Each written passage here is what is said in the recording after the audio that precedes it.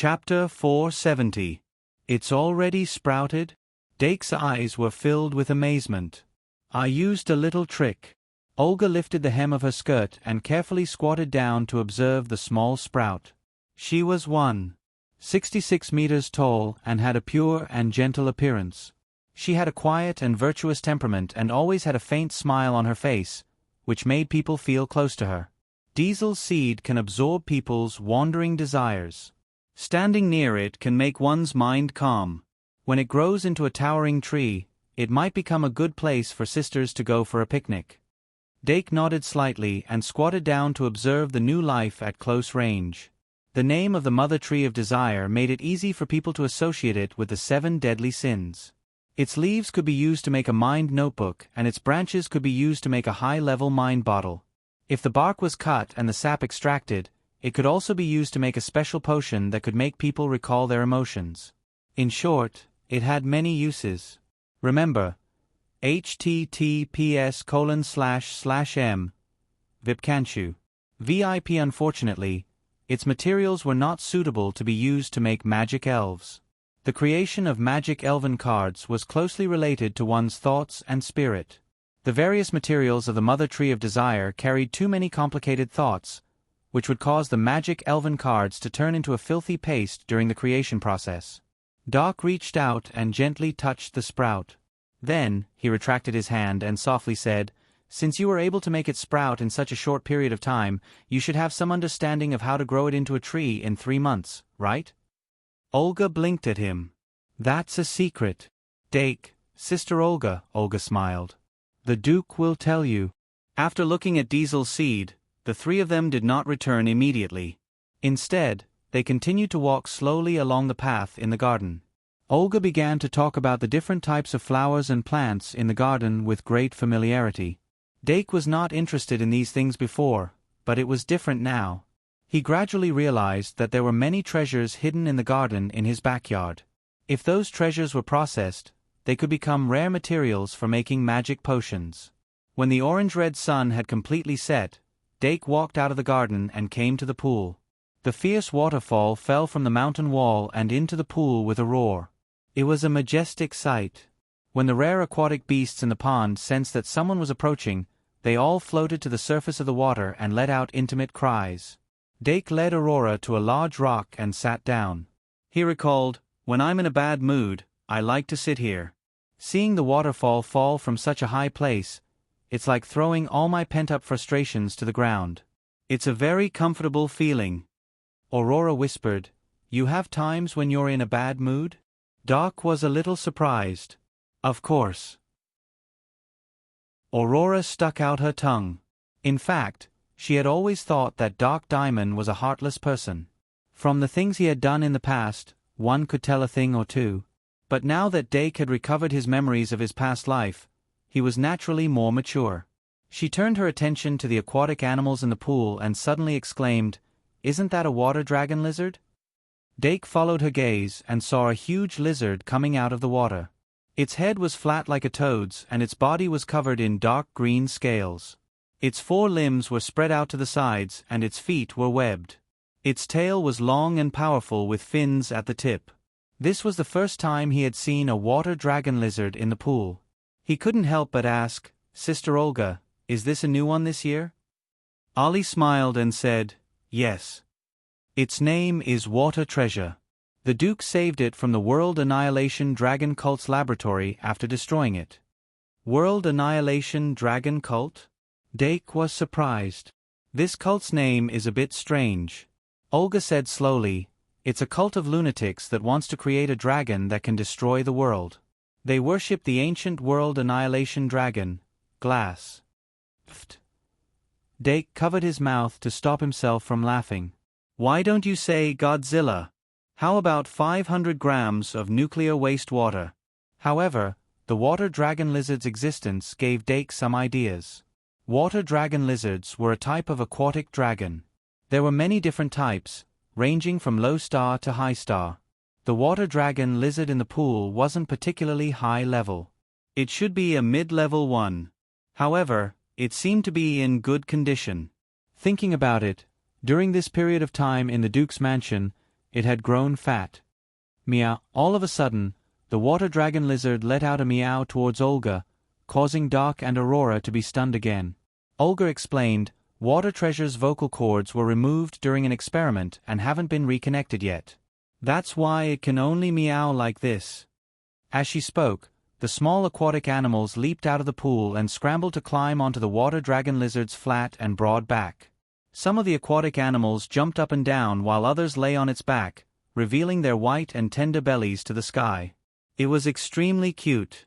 To be able to raise these ferocious aquatic animals like this, as expected of the Duke's residence, Aurora couldn't help but open her mouth in shock. On the other hand, Dark seemed to be deep in thought as he sized up those aquatic beasts. After which, he asked, Has this water dragon lizard shed its skin? Olga said, No. If the young master wants material, the residence has a simple blood crystal made from its blood. Dake asked, Has it changed its blood? Olga nodded. Its blood has been greatly contaminated. In order to save it, we've drained its blood 8 times. The new blood has gradually diluted the remaining toxins in its blood. Even so, there are still small contaminants in its blood. However, those contaminants won't be too much of an obstacle to the creation of a magic fairy. If everything goes well, it can even be expelled during the creation process. Dake searched for a while and suddenly said, So Mother brought it back to the residence with this in mind? Of course. Olga's smile grew wider. After all, the young master is already an archmage. When the sky had completely darkened, Dake and the other two returned to the residence. Yvette's work sometimes lasted until very late, so the residence's dinner time would be delayed. Dake and Aurora arrived at the dining room first and discovered that there was a slightly shorter dining table near the original one. There were all kinds of chairs at the table, all of which were clearly custom-made. Not long after, his magic fairies were led into the dining room by the older female servants like primary school students. When they saw Dake sitting in the dining room, the originally well-behaved magic fairies suddenly became restless. A few even wanted to break away from the group and run to Dake's side. However, the Dilu beast at the very front only lightly clapped its hands, and the restlessness died down. The magic fairies did their best to control their impulses and sat down at the new dining table one by one. Dake propped up his chin and smiled as he watched their performance. The sadness of the day gradually receded. Not long after, the female servants pushed the dining cart in one by one. They first served some cut fruit platters, then taught the magic fairies how to use the table knives and forks. The dining room gradually became busy, and the magic fairies' meows were incessant. Of course, some of the magic fairies without hands could only watch. Some felt lucky, while others felt a little disappointed. After a female servant brought in a cup of goat's milk, Dake shifted his attention to the new newspaper. In these 2 days, the situation in the capital was unpredictable, and the movements of the Holy Church were becoming more frequent. The execution plan against the Demon King, which was originally suppressed, seemed to be put on the agenda again. The newspaper once again began to publicize the results of the Holy Church's scholar named Abel Yerkes. Previously, someone in the newspaper said that he had researched a way to completely kill the Demon King after more than 10 years. Aurora sat on the side. She had nothing to do, so she copied Dake and picked up the newspaper to read. After the time it took to drink a cup of tea, the adults arrived at the same time. Claire, Yvette, Susanna. The 3 of them sat at the other end of the table, and the discussion in their mouths didn't stop. Dake put down the newspaper and listened to their conversation. He gradually understood their topic at this time. They were also discussing matters related to the Holy Church. Has it been settled? Dake paused for a while and suddenly interrupted. Yvette didn't feel disgusted by his interruption. Instead, she smiled and said, It's generally settled. The Holy Church will probably carry out a public execution of the Demon King in July. They kept their secret very well. Even the people inside the Holy Church believed that Abel Yerkes had really figured out a way to completely kill the Demon King. If we didn't already know, I'm afraid we would be skeptical. Claire shook her head and said, The Holy Church is still so good at fooling people. Among the 3 adults, Yvette and Claire didn't show much worry about the Demon King. Only City Lord Susanna Montefiore was worried from the moment she entered the door. She looked like she couldn't eat. After answering Dake's question, Yvette turned to her and said, "Don't worry too much. Just prepare in advance. Even if there's a problem, I'll let Elisha hold up the flag and send troops to the Freedom City in the name of humanitarianism to help you resist the possible crisis. This is also a win-win situation for Elisha." City Lord Montefiore sighed slightly. "If it's possible, I still hope that the hybrids can protect their homeland. The City of Freedom is both our hope and our dignity. But if it's really not feasible, I'll ask for help." "That's good," Yvette said with relief. She knew her comrade's personality very well, but it seemed that she had changed in the past 10 years after becoming a city lord. City Lord Montefiore said again, "Now that things have come to this, it seems that I have to return to the city in advance. No matter if the Demon King is resurrected or executed, this kind of thing will cause the demon remnants to become more active. We're in the demon's original territory, and the Freedom City is full of people. It's very likely that they'll be the first to target us." "Mother, you're going back?" Aurora had been listening quietly and couldn't help but ask. City Lord Montefiore nodded slightly. "About 3 days. After I confirm that the execution ceremony will really take place, I'll go back. As for you, you can continue to stay at your Aunt Diming's house. I know you won't make me worry, right?" Aurora answered, but she was obviously very depressed. Yvette comforted her. "Little Aurora, just treat this as your home. If you miss home, you can send a letter." Aurora nodded. "Thank you, Auntie." City Lord Montefiore sighed silently, but didn't say anything else. Leaving Aurora in the Duke's mansion was a decision she made after careful consideration. On one hand, she wasn't a magus and couldn't give Aurora the education she deserved. On the other hand, the Freedom City was about to face more and more dangers. Aurora looked soft and weak, but sometimes she would do things that made her very worried. Because of this precedent, she really didn't dare to leave her in the Freedom City. Aurora was her most important treasure. Her priority was even higher than the Freedom City. After everyone had arrived, the maids quickly began to serve the delicacies. The 3 adults didn't talk about official matters anymore. Instead, under Yvette's lead, they excitedly asked about Dake and Aurora's itinerary for the day. Of course, there was nothing to be shy about. Dake told them about the itinerary for the day. It was clearly a rather boring itinerary for him, but for some reason, Yvette listened with great interest. After Dake finished, she suddenly said with a smile, "It seems that little Aurora has been paying attention to your big brother Dake for a long time, right?" Dake clearly didn't mention that the places he passed by were places where he did bad things, but Yvette saw through it at a glance. Her question caught Aurora off guard. She was so embarrassed that she almost crawled under the table. City Lord Montefiore looked at this scene and suddenly realized that even if she did indeed propose to cancel the engagement, it was very likely that it wouldn't go smoothly. Her family's little moon's life had long been filled with Dake Diming's imprint. This late realization made her shake her head continuously. But who could she blame for this? Who told her to not keep her mouth shut and leak the engagement? After dinner, perhaps because she heard about Dake's magic chess deeds, Yvette suddenly had the interest to play chess. She had the head maid, Madame Jasmine, go to the warehouse and take out a magic chess set that had been sealed for a long time. Although the chess pieces of this magic chess set were far less exquisite than the latest chess pieces, and the types of chess pieces were also very different. But those who understood the modern magic chess set could quickly grasp the way to play chess as long as they were slightly familiar with it. Dake played chess with Yvette for the first time. There was no surprise. He was defeated so badly that he threw away his armor. Yvette always showed her stupid side in front of him. He almost forgot that she was also a Valkyrie who had been on the battlefield for a long time. Even if she wasn't good at commanding, she never pulled her legs when she was needed to command. All kinds of tactics and strategies were easily grasped. With Dake's chess skills, he could only bully people of the same generation. But once he encountered these true veterans, he didn't even have the right to move a finger. The painful defeat aroused his fighting spirit. The second game was quickly set up. But Dake couldn't turn the tables and lost again. Claire couldn't stop smiling as she watched him lose again and again. Dake glared at her and immediately started the third game. The scene in the Star Cluster building during the day was now playing out in reverse. Yvette wanted to go easy on him, but Dake exposed her on the spot, so she could only continue. Dake absorbed the experience of failure, and his chess skills gradually increased.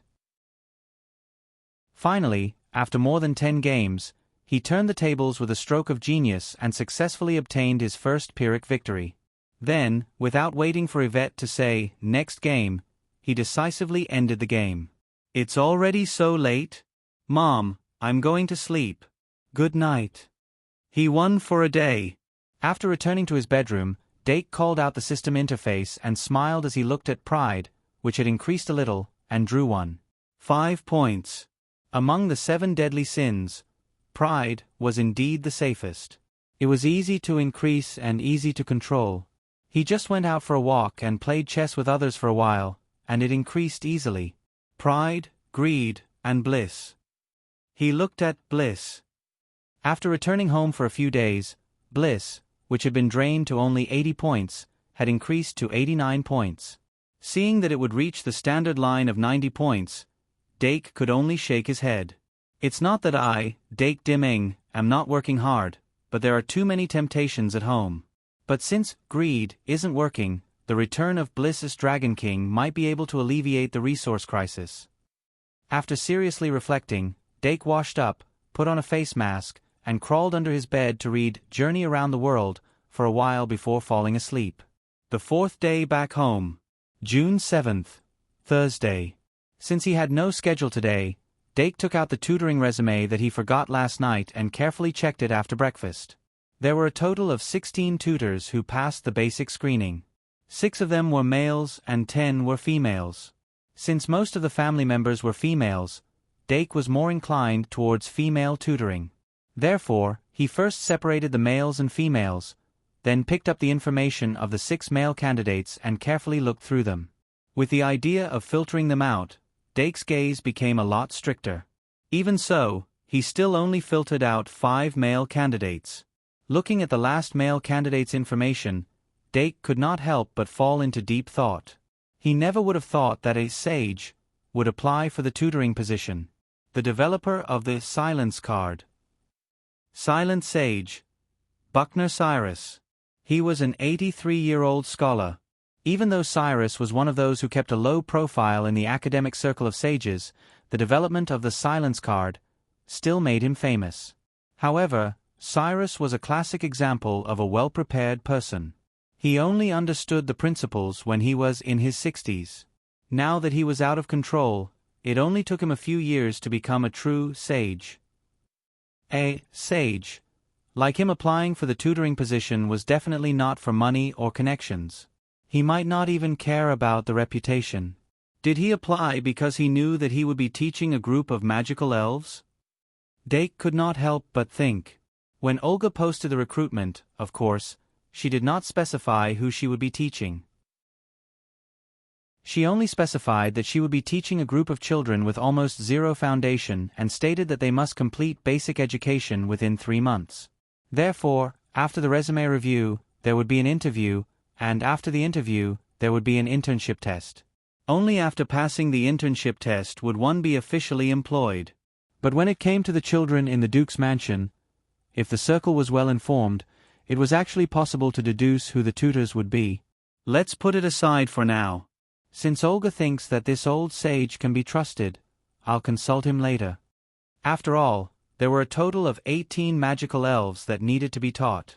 Dake intended to hire more than one tutor, so he had to leave a few spots open for interviews. Then, he began to check the remaining 10 female applicants. Debbie Giles, a fresh graduate of the Shang Malian Academy? Is she a 6th grade senior? Just the first one surprised Dake. He was suddenly interested and carefully looked through it. Graduated from the House of Fools. Her final exam results were average. Graduation evaluation is good. The Shang Malian Academy's graduation evaluation only had 3 grades: pass, good, and excellent. The so-called good grade was actually very good. After all, those who did not pass would not be able to graduate. Passing was considered average, and excellent was naturally above average. The excellent grade was very strict, and it was an achievement that only a few people could achieve. Of course, anyone who successfully graduated from the Shang Malian Academy, even if they only passed, was good enough to teach the magical elves. Moreover, she was young enough and had drive. After getting into the Duke's mansion, it would be able to gild her resume with a layer of gold. If the magical elves' learning speed was fast enough, she could even teach them some basics related to magic. These were her advantages. As for her personality and character, it could only be seen through an interview. Let's put it aside for now. After Dake finished reading, he put her resume aside. They were all students in the same school, so he naturally had some inclination towards this fresh graduate senior. Then he picked up the second female applicant's information. Monica Cook. Why does she look a little familiar? The middle-aged woman in the photo wore glasses and had a serious expression. Dake couldn't help but try to recall. But he didn't stop to check. Soon, he found the reason for the familiarity from the middle-aged woman's resume. It's actually the tutor of the two princesses. Dake couldn't help but smile bitterly. After the two little princesses received the Shang Malian Academy's admission invitation, they were indeed liberated. In the next 3 months, they also received the princess's permission to play to their heart's content. So, this Ms. Cook naturally lost her job. To be able to become the tutor of the little princesses, there was naturally no need to worry about Ms. Cook's character and standard. What Dake was more worried about was whether she was as strict as she looked. After all, the results of her education were right in front of him, and the two little princesses really weren't very well behaved. To be able to teach the two little princesses. But I can't blame her for this, and I've already prepared a supervising maid for each of them, so I shouldn't have to worry about this problem. In this case, it's not a problem even if Ms. Cook is directly hired. Well, let's put it aside first. So, after Dake finished reading Monica Cook's information, he put it together with the previous two. Then, he looked at the information of the third female applicant. Dake opened the information and closed it after a glance. Reason: not pleasing to the eye. The next few applicants all had their own advantages, but their shortcomings were also more obvious. It wasn't until the seventh female applicant that Dake became more interested. Let me see, the former director of the Royal Botanic Garden? The photo was of a kind-looking old lady. The reason for her dismissal from the Royal Botanic Garden was that she was too old. In other words, she retired normally. And every month, she received half of her previous retirement salary. For such an old lady, retirement and leisure should be the life that belonged to her for the rest of her life. But obviously, she didn't want to end it like this. Batty Plant, 61 years old, has some understanding of grass magic. Well, I have to see how her physical and mental state is. Next one. Although the 8th and 9th female applicants were not bad, in front of the selected ones, they were clearly not good enough. After filtering them out, Dake picked up the last piece of information. This time, the applicant had once again surprised him, even to the point of being extremely surprised. Camilla? What is she doing here again? Dake didn't hesitate to put Silver Wolf Knight's information on the not qualified side. But after a while, he picked up the information again, looking a bit embarrassed. Silver Wolf Knight, Camilla, the wife of Viscount Greatabale, Anna's mother, and Aurora's aunt. If she wasn't here to join in the fun, then her purpose of applying for the tutoring job was very obvious. She probably wants a legitimate reason to enter the Duke's mansion. Fine, let's see what she can teach first. Thus, the first resume review was over. Dake selected a total of 5 applicants. The 5 candidates were Sadface 1, Silent Sage, Buckner Sellers, 2, Shang Malian graduate, Debbie Giles, 3, former tutor of the two princesses, Monica Cook, 4, former director of the Royal Botanic Garden, Batty Plant, 5, Silver Wolf Knight, Camilla. After sorting out the rest of the information, Dake stacked the information of the 5 candidates together and called a maid. Call Olga here. Olga quickly came over. Dake placed the information of the 5 candidates in front of him and said, "Tell me about these 5 people." Written information was naturally not as comprehensive as oral information. Olga picked up the 5 documents and flipped through them. She then listed the specific information of the 5 candidates and the reasons she guessed for applying for the job. It was the same as what Dake thought. Dake asked, "How trustworthy is this silent sage?" Olga smiled and said, "Young master, you might not know this. This silent sage is Claire Kate's teacher. Although it's not an official master-disciple relationship, there is a master-disciple relationship." "Is that so?" Dake suddenly realized. Since a tutor was hired, the intelligence of the magic elves would naturally be exposed. Whether or not the silent sage came about didn't make much of a difference. Dake didn't particularly care. As long as the magic card of these magic elves was in his hands, others wouldn't be able to find out the source. On the other hand, he was actually happy that the silent sage could research other results from the intelligence of the magic elves, because he would obviously be the one benefiting. After the relationship between the silent sage and Claire was exposed, Dake's impression of him increased greatly. "Then that's it. Arrange for the interview tomorrow." "Yes, young master." Olga put away the documents and quickly left.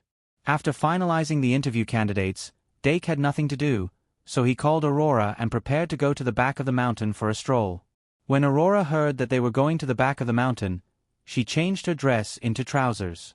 After Dake ate a few candies, he also brought all the magic elves along and prepared to have a quick picnic.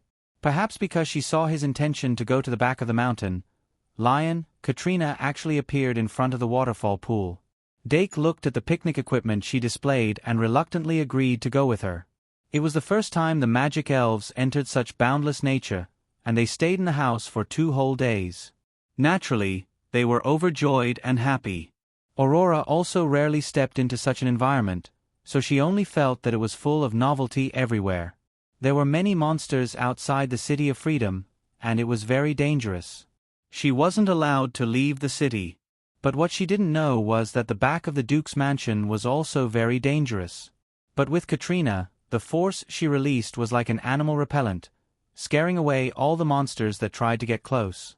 Only a few stupid beasts accidentally entered, but they were all casually slaughtered by Katrina. She even picked 1 or 2 edible ones among them. When Dake arrived at the tree house in the back of the mountain, it was already close to noon. He was surprised to find that the wooden house on the tree was still there, and it was quite clean.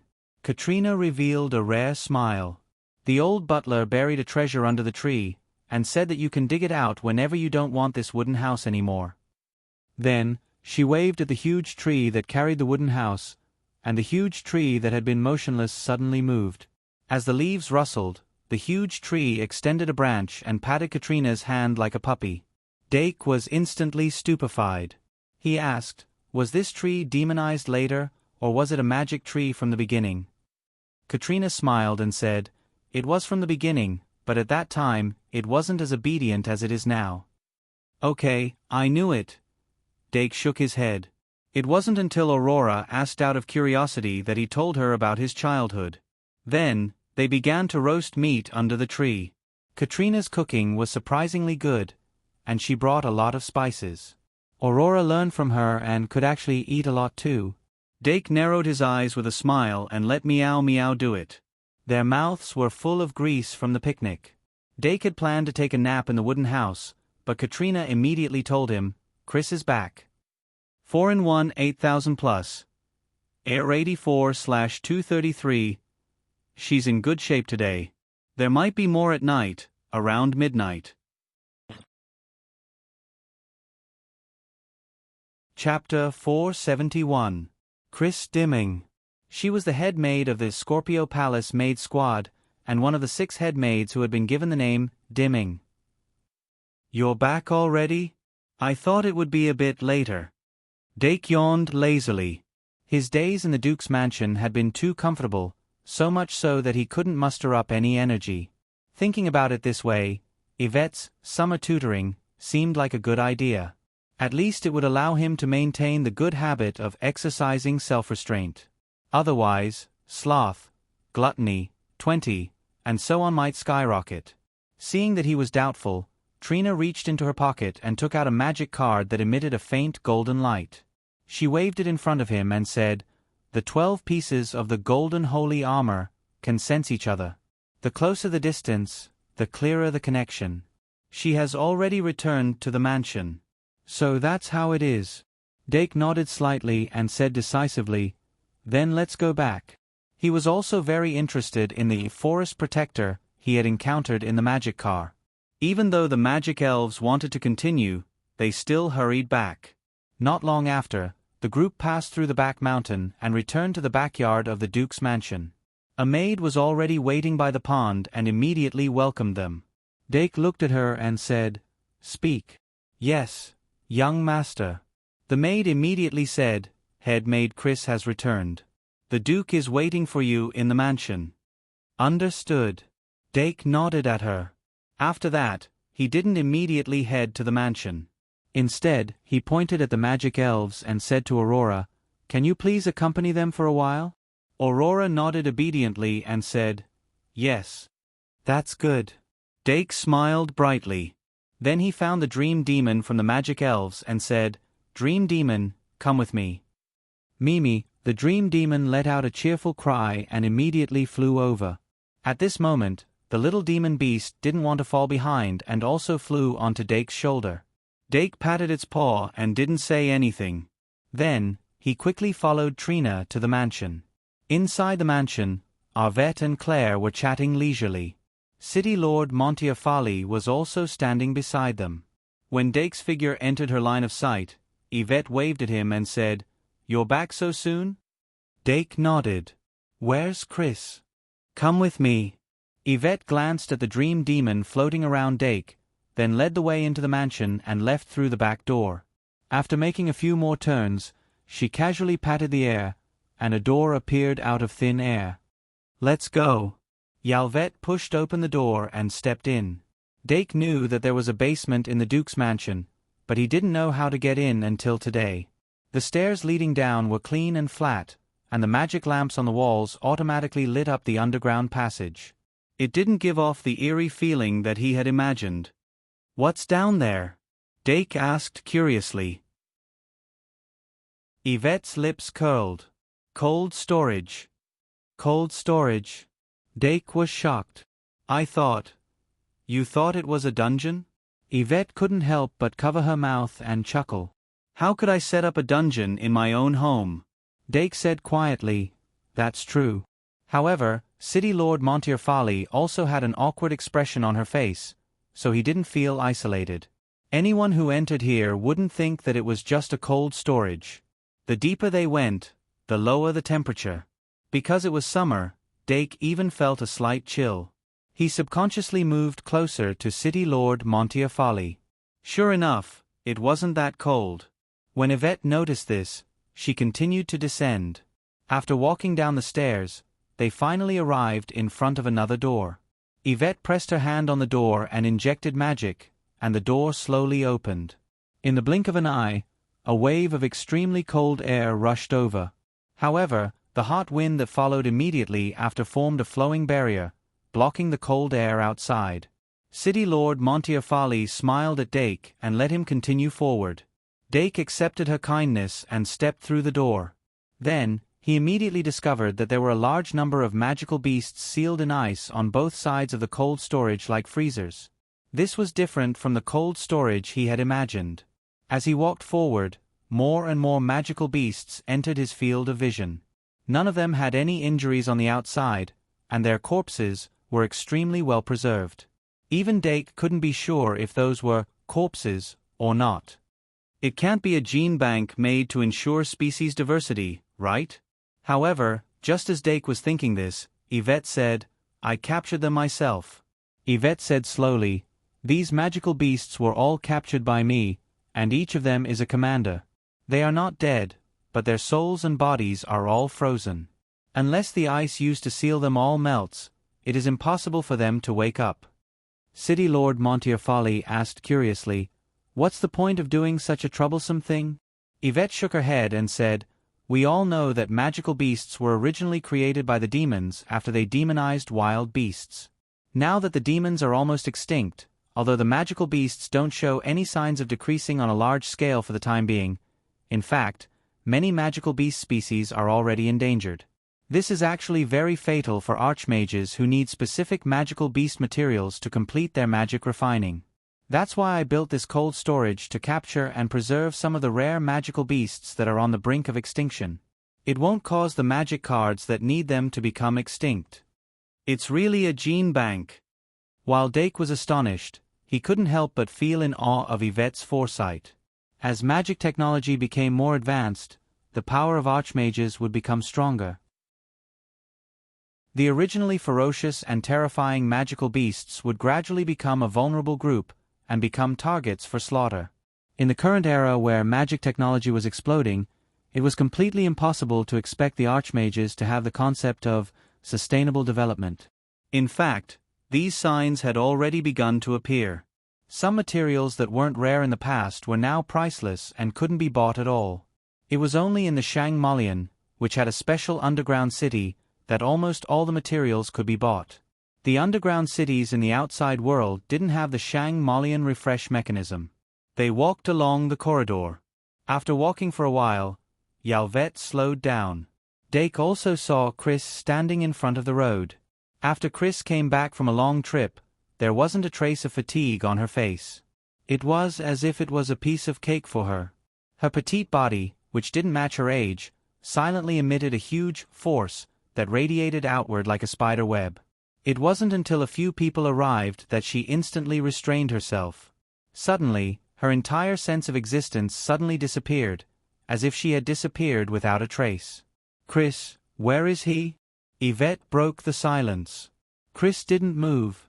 Inside, in the compartment that was originally used to seal magical beasts, a person was curled up with his entire body bound. The cold air from all around turned into a thick fog, forming layers of frost on his face. If he had been any later, he would have been frozen into an ice cube like those magical beasts. Dake quickly walked outside and carefully looked for a while before asking the dream demon, "Is it this person?" The dream demon immediately went inside and circled around the person. When she flew back, she called out loudly, "Mimi." "Looks like it is." Dake couldn't help but feel admiration.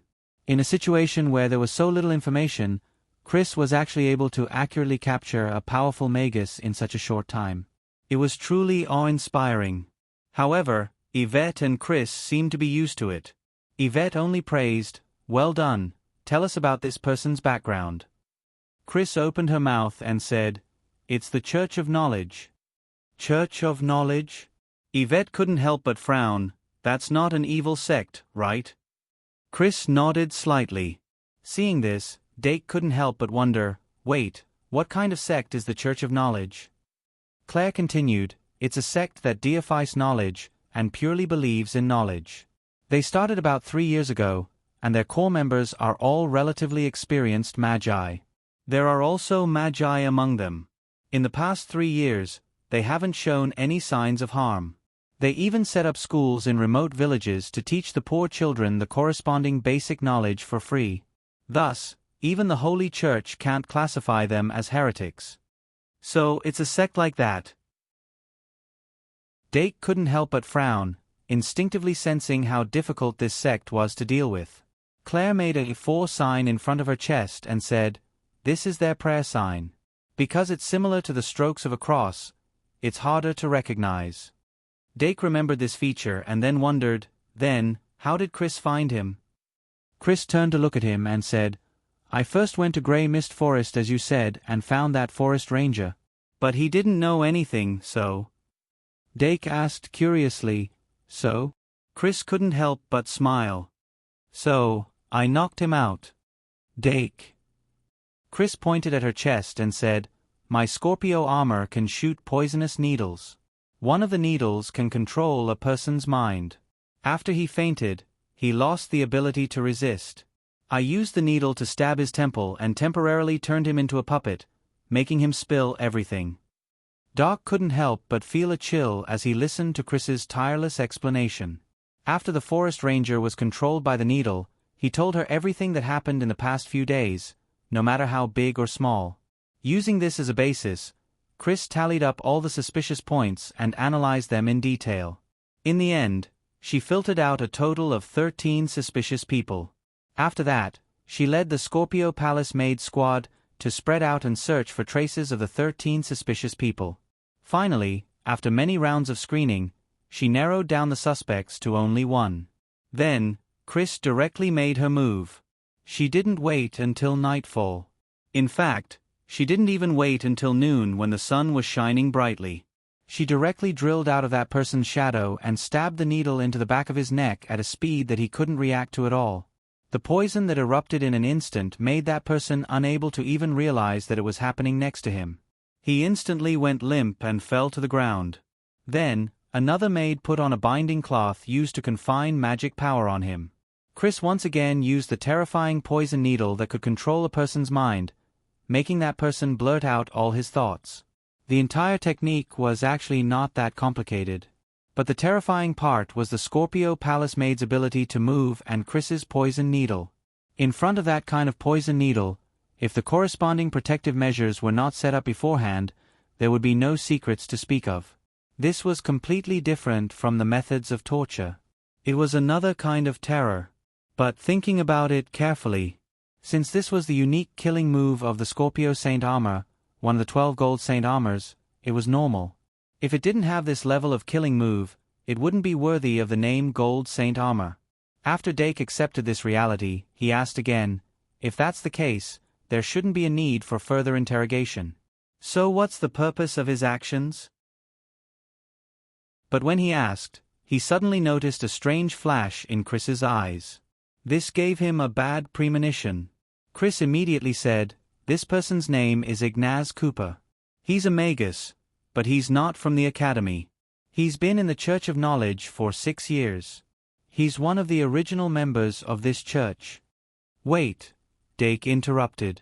So, this Church of Knowledge has actually been established for 6 years? It's like this, Chris said. This isn't a secret. They established the church 6 years ago. At first, it was mainly for the exchange of knowledge. Then, it gradually grew stronger and started its activities 3 years ago.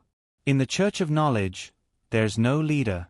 There are only 13 elders, and all decisions are made by these 13 elders. And this Mr. Ignatzu Cooper is the direct disciple of one of the elders. Then his position is quite high, Dake said. Chris nodded. Yes, it's not bad. Otherwise, the Church of Knowledge wouldn't have given that mission to him. Dake asked, what mission? At this point, Chris had a strange look in her eyes again, but she could not help curling up the corners of her mouth. Obviously, she wanted to laugh. After 6 years of development, the Church of Knowledge probably felt that the sect was not focused enough and needed a spiritual leader, so they planned to promote a divine child. Dake hesitated. A son of God? Chris nodded. Yes, a son of God. She then said, each of the 13 elders would nominate a candidate for a son of God. Then, one of the 13 candidates would be chosen, and finally be elected as the true son of God. And this Mr. Ignaz Cooper's teacher took a fancy to young Master. It's just that after Ignaz Cooper learned about young Master, he became a little greedy. 2 in 1 4000 plus. Air 86/233. Chapter 472. Was he slightly greedy? Dake turned his head to look at Ignatzu Cooper in the cubicle and recalled the details of the dream in the magic car. Perhaps Ignatzu was indeed only slightly greedy. But so what? From the moment he decided to make a move, everything could no longer be settled peacefully. As for the matter of electing Dake as a candidate for the Son of God, that was even more laughable. Who gave them the confidence to tempt a duke's son to join a religion that had only been established for less than 6 years? Did they really think that the duke's son was an underage child? Oh, it seemed so. Dake shook his head. Since the Church of Knowledge had no ill intentions, and what happened afterwards was merely Ignatzu Cooper's personal actions, then there was no need to investigate too deeply. It was enough to just give Ignatzu Cooper the punishment he deserved. Remember the URL, M. Vipkanshu. VIP. The Duke's residents also had to take care of their own reputation and do everything reasonably. Usually, they wouldn't do unreasonable things. Unless it was an unusual occasion. As for pushing him to the court for trial? Considering that this matter was not suitable to be revealed publicly, so be it. Dake said to Chris, "Then I'll leave this guy's matter to you." Chris asked curiously, "Aren't you going to chat with him?" Dake shook his head. No. There was no need. He was just an insignificant person. Right, how did his teacher choose me? Before he left, Dake suddenly thought of something and asked. Chris said slowly, "It seems that he saw young Master's brilliant performance at the Easter Duel Festival held by the Shang Malian Academy and discovered that young Master's magic fairy had an intelligence level of over 3.0. This kind of technology is something that a magus seeks for their entire lives. Moreover, they worship the incarnation of knowledge, and are extremely eager for this kind of method that can bestow intelligence. Young Master, who has such a method, naturally fits their definition of a son of God." Chris continued, "And from what I see, the other 12 elders probably won't be able to find a candidate who fits the definition of a son of God better than young Master. If young Master wants to, I'm afraid that becoming the spiritual leader of this Church of Knowledge is a sure thing." "I see." Dake thought for a moment and said, "Then let them know that I'm not willing. I hope they can understand my difficulties." Chris smiled. "No problem." Since even Dake had no intention of staying, Yvette naturally wouldn't stay in the cold storage. She was very relieved to leave the rest to Chris to handle. As for the so-called Church of Knowledge, because they had indeed done things that benefited the people, no matter which force it was, they had turned a blind eye to them. But since they had crossed that line themselves, they couldn't blame them for being merciless. Although Yvette was very satisfied with her baby's peaceful attitude, she would not give up just like that. Not long after, the 4 of them returned to the ground. Dake then asked casually, "Since everyone thinks that the Church of Knowledge's move to set up schools is a good thing for the people, why don't we do it ourselves?" Yvette looked at him with some surprise, then couldn't help but grab her baby's arm and hug it. She said happily, "Of course, it's because the Church of Light has already taken on some of the responsibilities in this area. Now, every church in the kingdom is teaching people how to read and write. And there's no charge. They just need the people to go to the church every Sunday to worship." Dake asked curiously, "Are they using this to gather believers?" Yvette nodded. "This is indeed one of the subtle influences. After all, it's getting harder and harder to bluff people now. Only by really doing something can people believe and trust you." Dake said, "But as far as I know, the Church of Light only teaches the most basic reading and writing, right? At most, they teach some simple arithmetic. That can't be called a school." "It's like this," Yvette said. "There are many things that need to be considered in order to make education universal. Although we all know that this is beneficial to the people and can drive the overall development, we also know that once there are more and more smart people, there will be problems with the concentration of power. Therefore, when it comes to universal education, we must have great courage. As an individual, the Church of Knowledge can do that. But as a government, on the one hand, we will seize the territory of the Church of Light. On the other hand, we will inevitably be opposed by the stubborn nobles. But the development of the era is moving forward at high speed. If we want to ride the wind and break the waves of this era, we must have the ability to see the future. On my side, I have always been in favor of setting up schools and making education universal. Once it starts, the Dimming family will also support it. But I hope that Elisha will be the one to bring it up." Speaking of this, Yalvet's concern for Elisa was once again mixed with concern. What a worrisome person. Dake's expression was gentle, and he leaned closer to Yvette. Making education universal was a big deal. Yvette already had an idea. The first princess had most likely considered this as well. But if she wanted to carry it out, she needed more than just courage. Once she succeeded, she would obtain a victory in the fight for inheritance. But if she failed, she might completely withdraw from this fight. Times were changing, and the road ahead was uncertain. No one could easily dispel the clouds and make a choice. That night, Dake continued to draw 5 points of pride, and ushered in the day of the interview. At 8:30 in the morning, Dake had already sat down in the guest room on the first floor. Beside him sat Yvette and the Delu beast, and on the other side was Claire. Ali and Trina stood behind Dake, one on the left and one on the right. City Lord Montefiore was not here. The 3 people and 1 beast behind the long table chatted while drinking tea. Yvette and Claire pushed aside their official duties and specially came to participate in this interview. Naturally, they wanted to choose the most suitable candidate. As for the Delu beast, it was the representative of the magic elves. At the same time, Dake also wanted to observe the reactions of the candidates through its existence. I didn't expect Teacher Buckner Cyrus to also come for the interview. Claire flipped through the information and was a little surprised. His intentions are too obvious. Yvette shook her head slightly. She did not think highly of the silent sage. Teacher. Claire thought for a moment and said, "He's a true scholar who is simply obsessed with magic research, but that was a long time ago. I don't know how he's doing now. In comparison, I think more highly of the tutor of the 2 little princesses, Ms. Monique Cook." Yvette could not help but smile. Indeed, not only does she have rich teaching experience, but she's also serious and likes children very much. I don't think there's a better candidate than her. Claire was full of agreement. Then, she grabbed Camilla's information and mocked, "On the contrary, I have no idea what Camilla is doing here. Is she not afraid that her husband will be completely tied to our ship? Perhaps we can understand it from another perspective." Yvette said, she came for the interview to show this attitude to the outside world. Dake looked at the 2 adults talking and could not help but be curious. This Aunt Camilla, why can't she come for Aurora? She wants to, but she's in the family, so it's not up to her. Claire said, she must have her family's considerations for making such a decision. In fact, your birthday banquet has already changed the situation in the royal capital slightly. At this point, both Claire and Yvette could not help but smile. As the saying goes, an unintentionally planted willow grows a shade.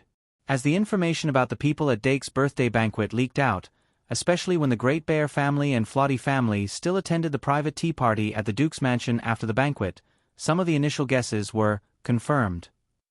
In just these few days, many people who worked with the Great Bear family tried to inquire about the situation. Even though Great Bear said that he only brought his daughter to a classmate's birthday banquet. However, this made people think in the wrong direction. Some people even directly pointed out that he had the intention of forming a marriage alliance with the Duke's mansion. Even the elders in the family called him over and asked him in detail. Some of the elders who were not involved in politics did not care much about this matter at first, but since the topic was led to the marriage alliance, the degree of their concern instantly skyrocketed. Viscount Great Bear was starting to feel overwhelmed. It was also fortunate that the relationship between Viscount Camilla and Castellan Montefiore was not publicized. Otherwise, he would have encountered even more troubles. In short, in these few days, everyone in the Great Bear family knew that the troublesome son of the Valkyrie had obtained the first place in the first grade of the Shang Malian Academy. He was no longer the spoiled and incompetent boy from before. Many people who were close to Deanna would tease her whenever they met Deanna. Then, she would chase after them out of humiliation. In the Great Bear family, there was a lot of joy in the atmosphere. In short, the troubles and worries belonged to the Viscount and his wife. Everyone else lived their lives as usual. In the Flotty family, what Viscount Flotty and his wife were worried about did not happen. The matter had just started to ferment. Most of the attention was still focused on the Great Bear family. The Flotty family was not affected too much. However, the night before, Viscount Flotty received a rare invitation to a tea party. This made her happy and worried at the same time. In order to relieve her worries, the husband and wife were like squirrels. They asked people to search for books related to magical engineering and piled them up at home. They didn't have anything but money. Viscount Flotty even started to plan to find a tutor for Luo C. However, it was not easy to find a tutor for a qualified magister. They did not have the means to do so, so they were very troubled. This information, no matter how big or small, was sent to Arvette's office without exception. Arvette and Claire discussed the current situation. They both felt that this was beneficial to the Duke's mansion, but it was not suitable to take the initiative. It was best to wait and see. While they were chatting, several people started to arrive outside the Duke's mansion one after another. The first candidate to arrive was a fresh graduate of the Shangmalian Academy, Debbie Giles. This young magister, who was only 18 years old, wore a magic robe and had light makeup on her face. It was obvious that she attached great importance to this interview. This was an opportunity for her. She wanted to seize it. After Debbie Giles, the silent sage, Buckner Cyrus, also slowly came down from a carriage. The 83-year-old silent sage was using magic potions to recuperate his body. However, the traces of time still left deep marks on his body. His back was hunched, and he leaned on a walking stick. The wrinkles on his face were deep and weathered. A maid waiting at the door immediately came forward and helped him into the mansion. Then, the 61-year-old former director of the Royal Botanic Garden, Barty Plant, also came down from a carriage that slowly drove over. Lady Plant, who was 20 years older than the silent sage, was still very healthy. However, there was a natural arrogance between her brows. After she was also invited into the mansion, Monica Cook, the former tutor of the two little princesses, arrived late. Last was the Silver Wolf Knight, Camilla. Camilla wore casual clothes and openly entered the Duke's mansion without hiding anything. It was obvious that she had reached a consensus with her family in this short period of time. For example, a marriage alliance? In the entire royal city, at least for now, there was no one more suitable than Dake Dimming for their family's pearls. The only problem was that Dake's strength was slightly low. This didn't fit the Great Bear family's general aesthetic. In the guest room, the head maid, Jasmine, walked in and whispered a few words. Yvette said, "Is everyone here? Where's Camilla?" Jasmine nodded and said, "Everyone is here. Madame Camilla is also here." Yvette nodded and turned to Dake, who was sitting on the main seat, and asked, "Who will go first?" Dake lightly tapped the table with his finger and said, "First come, first served." Jasmine immediately said, "That would be Miss Debbie Giles. Next would be Sage Buckner Cyrus." Dake raised his head and said, "Then let that senior go first." Jasmine said, "Yes, young master." After she finished speaking, Jasmine left the guest room. The few people in the guest room adjusted their expressions and waited for the interviewee. About 3 minutes later, Debbie Giles was led into the room by Jasmine. There was a chair in the middle of the guest room. Jasmine smiled and said, "Please sit." Debbie Giles sat down in a somewhat reserved manner and faced the 4 judges. She couldn't help but look at the only non-human among the 4 judges. However, the impression in her mind immediately made her recall that the white cat had appeared in the duel before. It was Dake Diming's magic guide fairy. Why would a magic guide fairy be a judge? Debbie Giles couldn't help but think. Even if Junior Diming's magic guide fairy has extremely high intelligence, it can't be a judge in this situation, right? This unexpected situation made her lose her composure. And this loss of composure was immediately noticed by Dake and the others. Debbie Giles, a fresh graduate from the Shangmalian Academy. Dake seriously sized up this senior and said, "Let's start with a self-introduction." "Okay." Debbie Giles immediately began to introduce herself. This introduction was clearly more concise and clear than the information on paper. It was also more clear-cut. At least in terms of self-introduction, she was flawless. Dake was quite satisfied and continued to ask, "Giles, tell me, as an official archmage who graduated from the Shangmalian Academy, why would you want to apply for a job here?" Debbie Giles let out a sigh of relief and immediately said, "I am a student of the Fool's Academy. When I graduated, I didn't have much of a foundation. I need to rely on my own hard work to continue accumulating capital. Only then can I walk further on the path of an archmage. Moreover, I have personally seen Junior Dimming. If the person I need to teach is you..." "Stop." Dake raised his hand and interrupted her self-introduction. I need to correct you here. The person you need to teach is not me, but my magic guide fairy. Debbie Giles instantly revealed an astonished expression. She clearly didn't think of this at all. However, she quickly looked at the Delu beast sitting beside Dake and hesitantly said, Magic guide fairy, has enough learning ability? The Delu beast, who was being stared at by her, frowned and directly said, You have doubts about this? This question really gave Debbie Giles a fright. After a while, she carefully said, What do I need to do? Dake frowned and said, Isn't it written in the recruitment requirements? Complete basic education in 3 months. Debbie Giles' face immediately turned gloomy, but I thought it was teaching. At most, it would be teaching the children of other nobles. Dake said, You don't need to think, I need to think. All right, don't make things difficult for her. Claire said, Then, Giles, do you have any other questions about completing basic education for a magic guide fairy in 3 months? Debbie Giles said helplessly, Professor, I don't have confidence in teaching non-humans. Claire smiled and looked at Dake. I think this interview should be over, right? Dake nodded. Then Senior Giles, I'll have to trouble you to come here. Debbie Giles was slightly disappointed. It's no trouble, I'm the one lacking.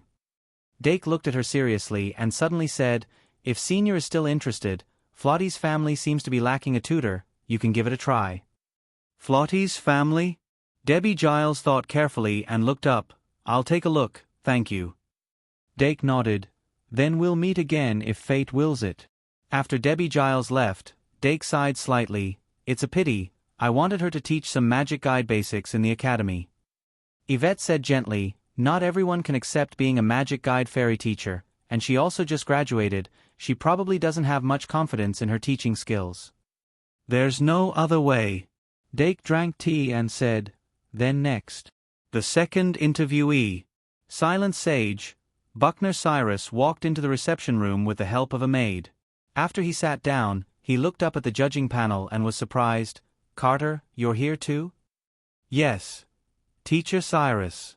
Claire smiled. We haven't seen each other for so many years. How's teacher's health? Buckner Cyrus leaned his walking stick against the chair and straightened his back as much as possible. He stroked his white beard and said, Don't look at me like this, my health is actually quite good. It's just that my legs are a bit weak, so I have to walk more every day. That's good, Claire said. Teacher, you don't have to introduce yourself. Can you tell us why you want to come to the Duke's mansion to teach? Buckner Cyrus narrowed his eyes. His gaze swept past Yalvet and Dark, and finally landed on the Delu beast. Then, he showed a hint of understanding. I've never seen such a smart magic guide fairy. If the target of my teaching is this group of magic guide fairies, I want to see how much their intelligence can be improved. If not, then I'll take my leave. As expected, the three looked at each other. Claire and Yvette looked at Dake, waiting for his decision. Dake smiled. Then, Sir Cyrus, do you think my magic guide fairies can master magic or become magisters? This was a question Dake had been pursuing for a long time. However, after an entire school year, he had only succeeded in letting his magic guide fairies master the simple control of magic power. Buckner Cyrus couldn't help but laugh heartily. Then I'll need to understand more to know. However, it seems that our goals are surprisingly similar. That's a good thing, isn't it? Dake's smile grew wider. How about this? We can sign a trial contract for a month. After a month, we'll see if both parties are willing to renew the contract. If possible, perhaps it won't be just 3 months, but a long-term contract. That's exactly what I want. When Buckner Cyrus said this, his whole body straightened a lot. Even his mental state had improved. Then, Jasmine. Dake looked at the head maid and said, Bring a chair over. Bring a chair in and have Mr. Cyrus wait here for a moment. Therefore, Buckner Cyrus, the silent sage, stayed in the guest room. The third interviewee was called in. The former head of the Royal Botanic Garden, Madame Badiplant, walked straight into the room. She looked at Cyrus, who was sitting on the side, and frowned. It's decided? Madame Plant, please take a seat. Dake said. "We expect to hire at least 2 tutors." Madame Plant sat down in the middle chair and asked, "There are a lot of tutors?" Doc nodded and said, "Yes, there are about 18 of them. Maybe one more." He thought of the moon god's soul. 19 students? "That's not a lot," Madame Plant said.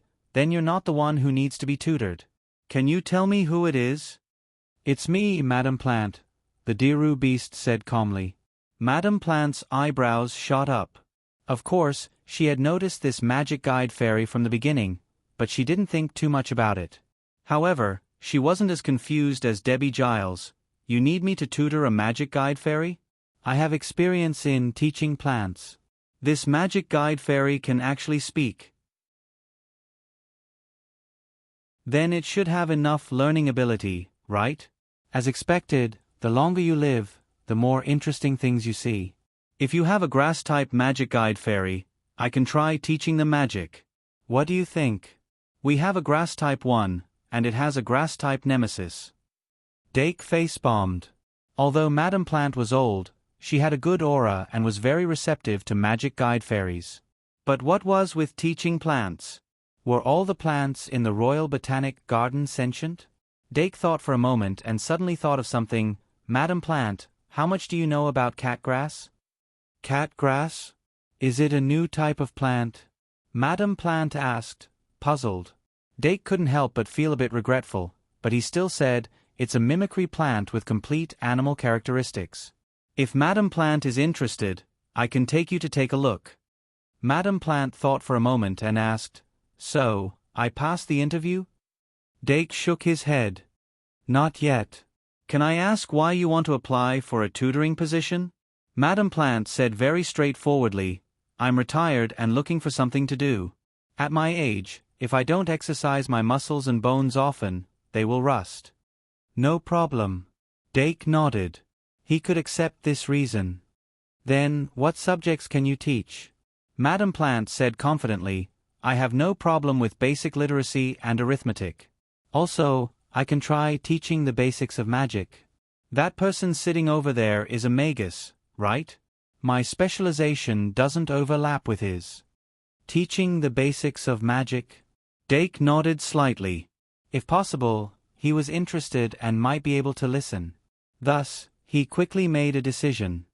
"Then, the probation period is 1 month. If both sides are satisfied, the contract can be renewed in a month. Also, you will have priority in June, July, and August every year. Is that okay?" June, July, and August. Madame Plant thought for a moment and suddenly said, "Okay, 3 months a year. Not bad, not bad. Looks like we've reached an agreement." Dake couldn't help but smile. He didn't dislike this energetic old lady. Then, Madame Plant sat next to Sage Cyrus.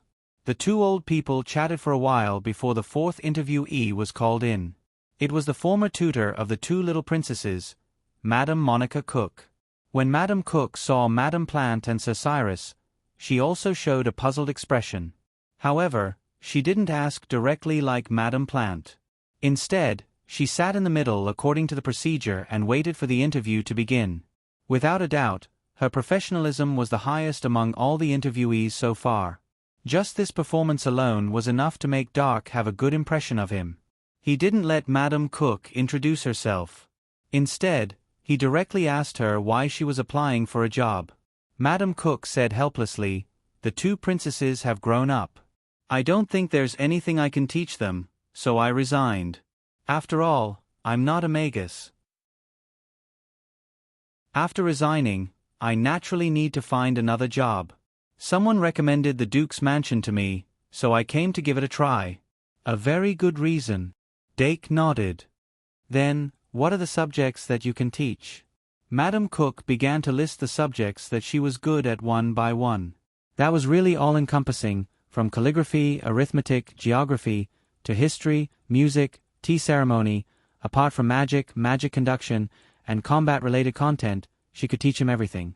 This made Dake think of his own tutor in the past. A tutor that was chosen by the royal family was indeed extraordinary. Compared to Madame Plant and Sir Cyrus, Madam Cook was clearly more professional. With her as the center of the teaching process, she should be able to give the elves the best education. So, Dake pointed at the Diru beast and said, "Last question, what do you think of teaching elves?" Elves? Madam Cook was confused. "I don't know much about elves, but can they understand human language?" "Of course they can," the Diru beast said helplessly. Madam Cook was startled, but she quickly calmed down. "That's good. But are all your elves this? Cute? I mean, I can't do too well with those that are too fierce." "That's not the case." Dake smiled. "They're all very cute." Madam Cook let out a long sigh and smiled. "Since they can understand human language and can speak, I can give it a try." Dake shook his head. "They can understand human language, but not all of them can speak. In fact, some elves need language lessons." "This?" Madam Cook hesitated. "Then I can only promise to give it a try." "All right." Dake nodded. It was already very difficult for the elves to not reject him. Next, he discussed the contract with Ms. Cook, and they finalized it.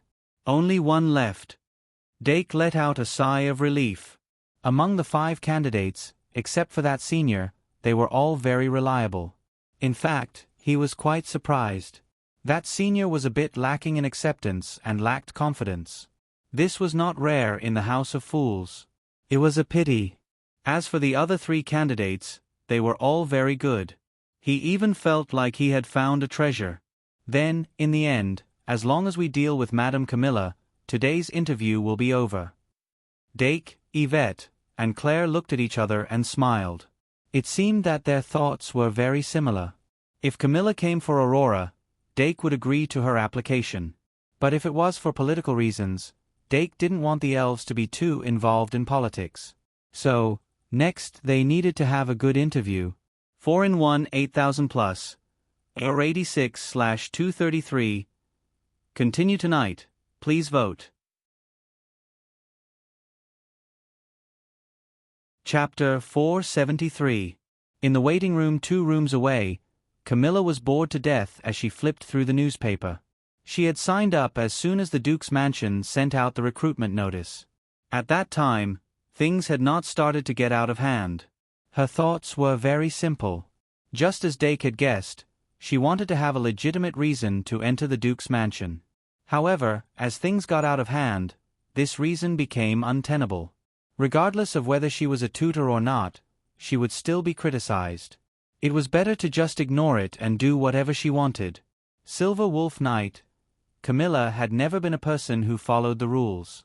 Now that she had entered the interview phase, she was prepared to give it her all. Yes, at least that was what she thought when she first arrived. However, as the last candidate to arrive, she noticed the other 4 candidates waiting inside as soon as she entered the waiting room. Then, she felt uneasy. Silent Sage. Buckner Cyrus? The former director of the Royal Botanic Garden, Barbara Plant? The former tutor of the 2 little princesses, Monica Cook? Remember, https://m. Vipkanchu. VIP. Other than the slightly immature graduate from the Shang Malian Academy, she did not feel that she had any advantages. With these 3 people in front of her, how could she pass the interview? Forget it, I'll just deal with it casually. Camilla yawned, put down the newspaper, and squinted her eyes. Compared to the others, she knew from the beginning that the tutor would be Dake Diming's elves. This was because she had learned a lot about Dake from the conversations she had with Deanna at night. When Deanna mentioned Dake, she would be very excited. Then, she would talk non-stop about Dake. Sometimes, she would even mention it repeatedly. Camilla felt that her ears were going to grow calluses from listening to it. She knew that Dake's elves were very smart. Not only did they have the habit of eating and sleeping, but they could also learn on their own. They were almost as intelligent as humans. Because of this, she was even more satisfied with Dark Diamond as a person. Deanna's behavior was too obvious. As her mother, of course, she could only support her from the standpoint of her daughter.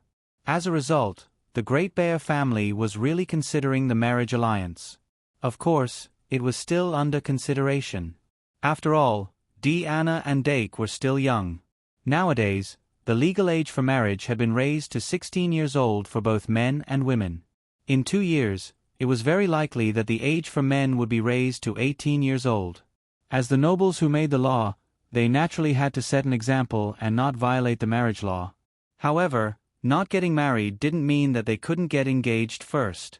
Camilla had secretly decided that if Deanna still had feelings for Dake 2 years later when she was 14 years old, she would go and ask for her hand in marriage. "Madam Viscount, it's your turn." The voice of the head maid, Jasmine, woke Camilla from her memories. She straightened her collar and followed Jasmine to the guest room. Of the 3 candidates sitting in the reception room, it was obvious that they had passed the interview, so she was the only one left. Camilla sat down on the chair in the middle and waited quietly for the interview to begin. Seeing that she sat down, Dake said directly, "Aunt Camilla, let's skip the pleasantries. I have a few questions for you to answer." Camilla showed a gentle smile and nodded. "Go ahead." Dake said first of all, the old question. "Why did you apply to be a private tutor here?" Camilla thought for a while and said frankly, "I heard that Aurora will be staying in the Duke's mansion until school starts." Dake nodded slightly. This was the answer he was looking forward to. Then, the second question. Dake said, "How can you guarantee that you won't be half-hearted when you work in the Duke's mansion because you want to find Aurora?" The corners of Camilla's mouth curled up slightly as she pointed at her own heart. "I guarantee it with my character." The character of the Silver Wolf Knight was the proof.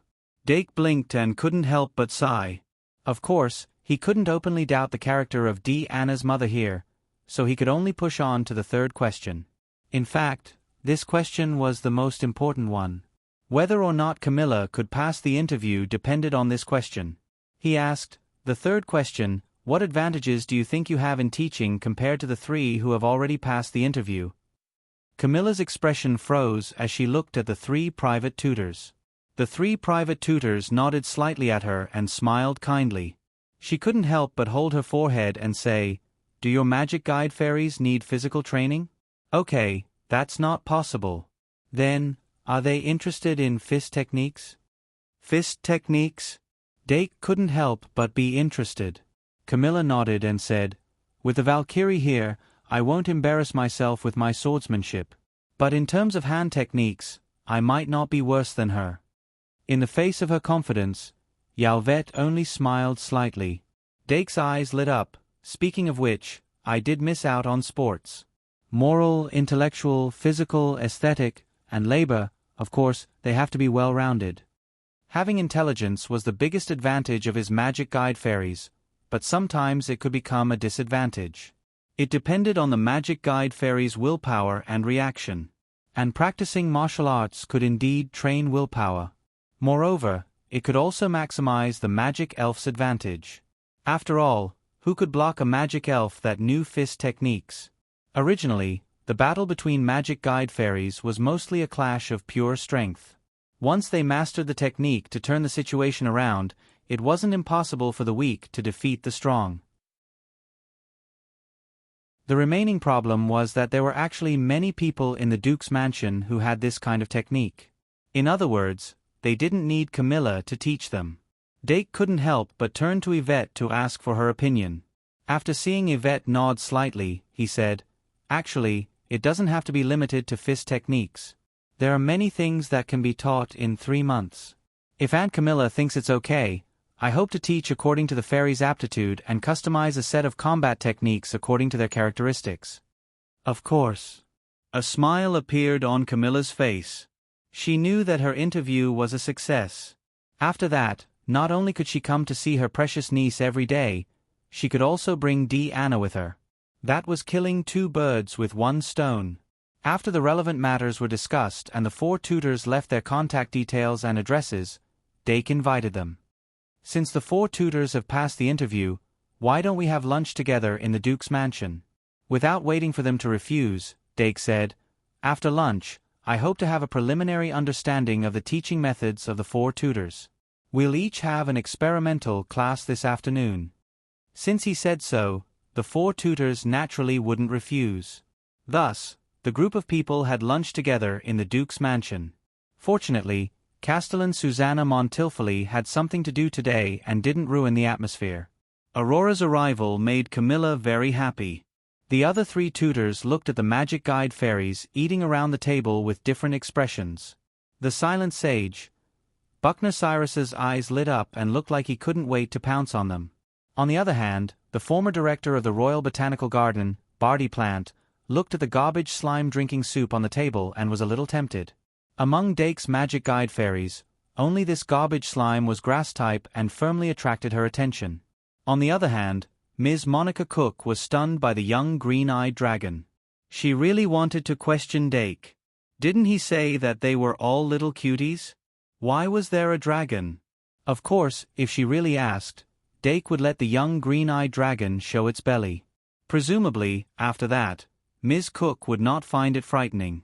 This lunch was very enjoyable for all the guests. After lunch, everyone took a short break and directly started the teaching experiment. Yvette and Claire took their leave after that. They were still busy with work. The classroom of the Magic Guide Fairies was set up in an empty room on the first floor of the mansion. Dake had already set up Paradise here. Among the tutors, except for Miss Cook, all of them could sense the magic wave of the field card, but they didn't ask much. Let's start with Mr. Cyrus. Dake directly pointed at the silent sage. Then, he and the others sat at the end of the classroom and listened. A total of 18 Magic Guide Fairies sat on custom-made chairs and listened to Cyrus's lecture obediently. Cyrus sat behind the podium and summoned a humanoid Magic Guide Fairy at the beginning of the lesson, ordering it to assist in the teaching. This very well solved the problem of its legs being inconvenient. As it didn't bring a textbook, Cyrus only taught the simplest things. It didn't show off its profound knowledge and completed the 15-minute experiment course in an ordinary manner. However, this was exactly what Dake needed. During the teaching process, Cyrus interacted well with the Magic Guide Fairies and would point out a few humanoid Magic Guide Fairies to answer questions. After Cyrus's lesson ended, Ms. Plant volunteered to walk up to the podium. The old lady gently snapped her fingers, and a miraculous morning glory flower grew out of thin air in front of each of the magical spirits. Ms. Plant smiled and explained, "These are the weeping ghost flowers. They usually grow in extremely dangerous places. They can sense the thoughts of travelers on the surface and convert their thoughts into sounds to lure travelers to come close and then eat them." The Magic Guide Fairies blinked and curiously tried to touch the roots of the weeping ghost flowers. Ms. Cook, who was listening in the back row, shuddered subconsciously. She was extremely repulsed by these man-eating flowers. However, when Ms. Plant started the lesson, the benefits of the weeping ghost flowers were displayed. Even the Magic Guide Fairies that couldn't speak could speak through the flowers as long as they thought after touching them. This operation made Doc gasp in amazement. He couldn't help but wonder if he should get a pot to raise them. With the weeping ghost flowers, the Magic Guide Fairies could express their thoughts more easily. It was a great advantage. However, these weeping ghost flowers were actually Ms. Plant's magic creations and weren't real. If he wanted to raise a pot of weeping ghost flowers, he would have to find the seeds himself. In short, although Ms. Plant's weeping ghost flowers were amazing, her teaching skills were about the same as Cyrus. When the third tutor, Ms. Cook, went on stage to teach, the gap between them was very obvious. Ms. Cook's teaching skills were so high that she smoothly drew out the enthusiasm of the Magic Guide Fairies. Together with Ms. Plant's weeping ghost flowers, they had a lively experimental class. In the end, Camilla was forced to take the stage. Because it was an indoor experimental class, she taught basic knowledge like literacy and arithmetic. As long as she didn't use her hands, Camilla was actually a gentle beauty with a gentle temperament. Although her teaching skills couldn't compare to Ms. Cook's, Camilla was surprisingly good at teaching children. Perhaps it was because she was a mother. There were a total of 4 experimental classes, each lasting 15 minutes. When Camilla finished her lesson, Dake released the Magic Guide Fairies with bitter expressions. Then, he discussed with the 4 for about half an hour and agreed to come back tomorrow. Dake was going to rush out a class schedule overnight according to each tutor's specialty. After sending the tutors away, he locked himself in his bedroom and sped up his work. He still couldn't finalize it until dinner time. It wasn't until 8 or 9 in the evening that he finally came up with a class schedule. The class schedule was generally similar to the Shang Molian Academy's schedule. The only difference was that the duration of each class had changed from 90 minutes to 60 minutes. Taking into account that the tutors had to commute to work, Dake postponed the class from 8 in the morning to 8:30. There was a class from 8:30 to 9:30 in the morning. There was another class from 10 to 11 o'clock. Every day, there were 2 fixed classes, one teaching words and the other teaching arithmetic. Other than these 2 classes, the tutors were free to arrange the rest of the time. From 2 to 3 in the afternoon, and from 3:30 to 4:30, there were 2 classes in the afternoon. They could continue to teach words and arithmetic, or they could change to music, chess, calligraphy, and painting, or magic and the basics of magic. Of course, there were also combat skills. In short, Dake had packed this class schedule to the brim. He didn't even let go of the weekend. The next day, after the 4 tutors arrived, Dake handed over the class schedule he had drafted to them. Other than Ms. Cook's doubts, the other 3 tutors had no problems. Dake couldn't help but ask, "Ms. Cook, do you think there's anything that can be improved on this class schedule?" Ms. Cook said without hesitation, "The interval between classes in the afternoon is too long. I heard that your magic guide fairies don't actually need to take a nap, so why don't we move the first class in the afternoon to 1? There's one class from 1 to 2, another class from 2:30 to 3:30, and another class from 4 to 5. In addition, we can arrange 2 classes in the evening. What do you think?" Dake, 2 in 1 4000 plus, Air 88/233.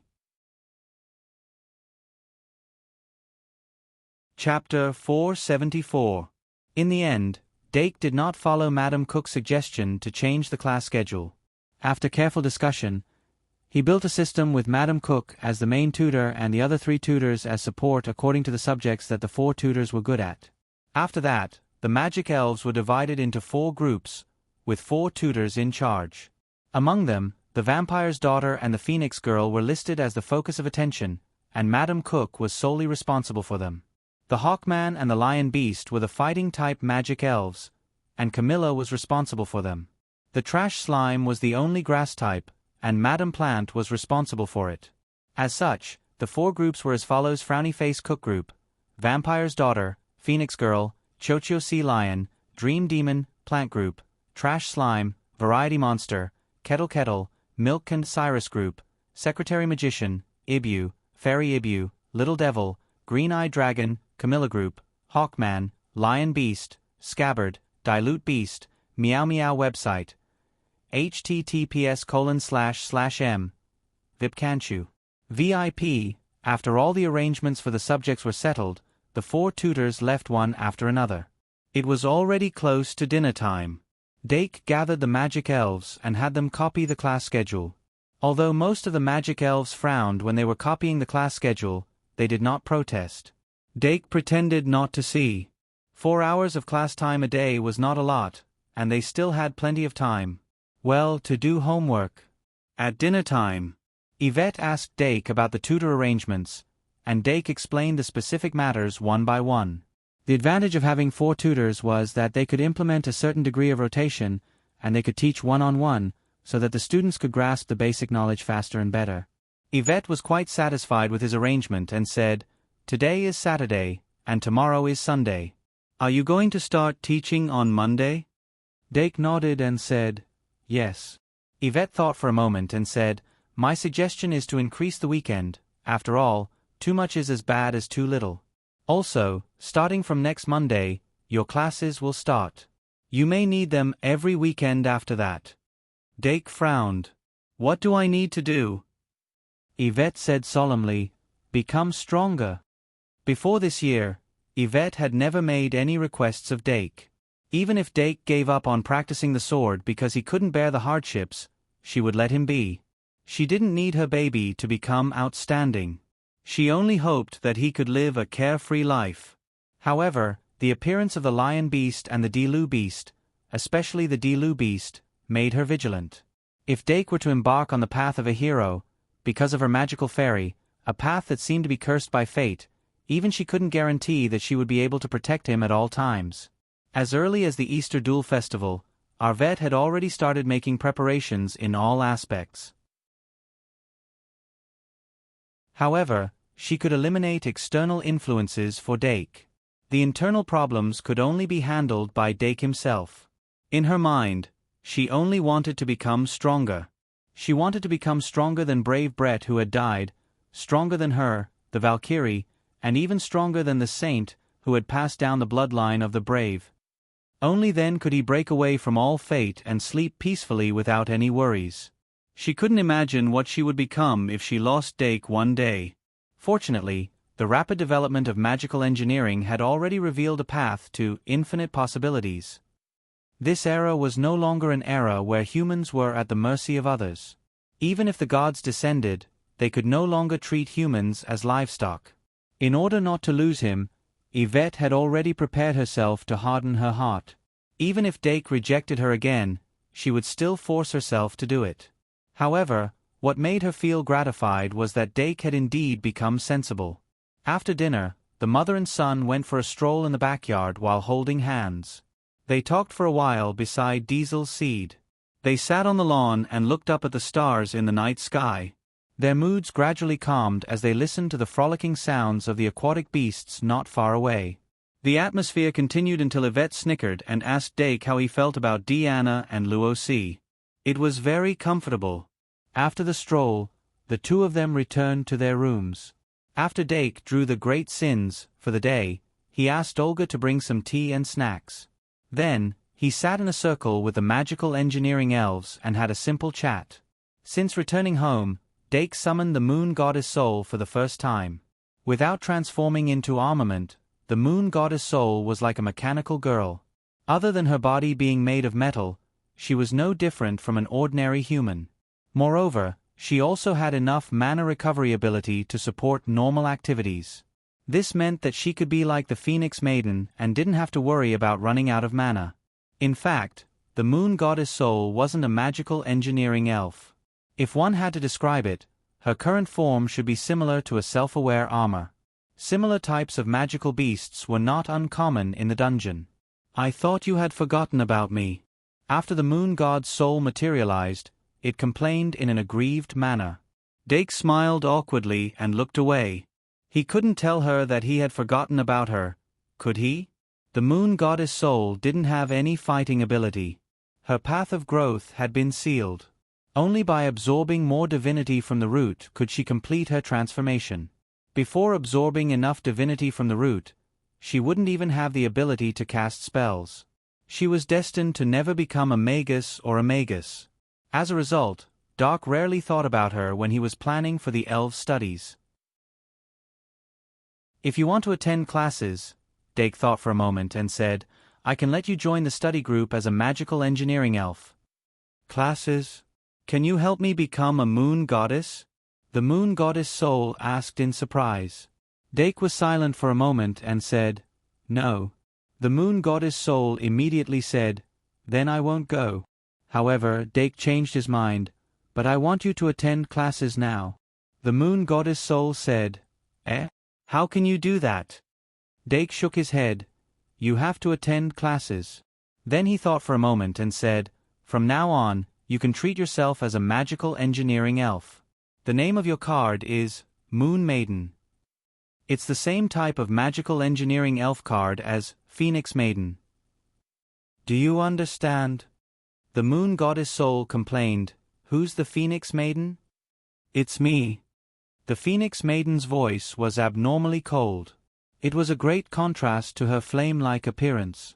Studying not only gave people knowledge, but also self-restraint. Dake gradually realized that the moon goddess soul lacked self-restraint.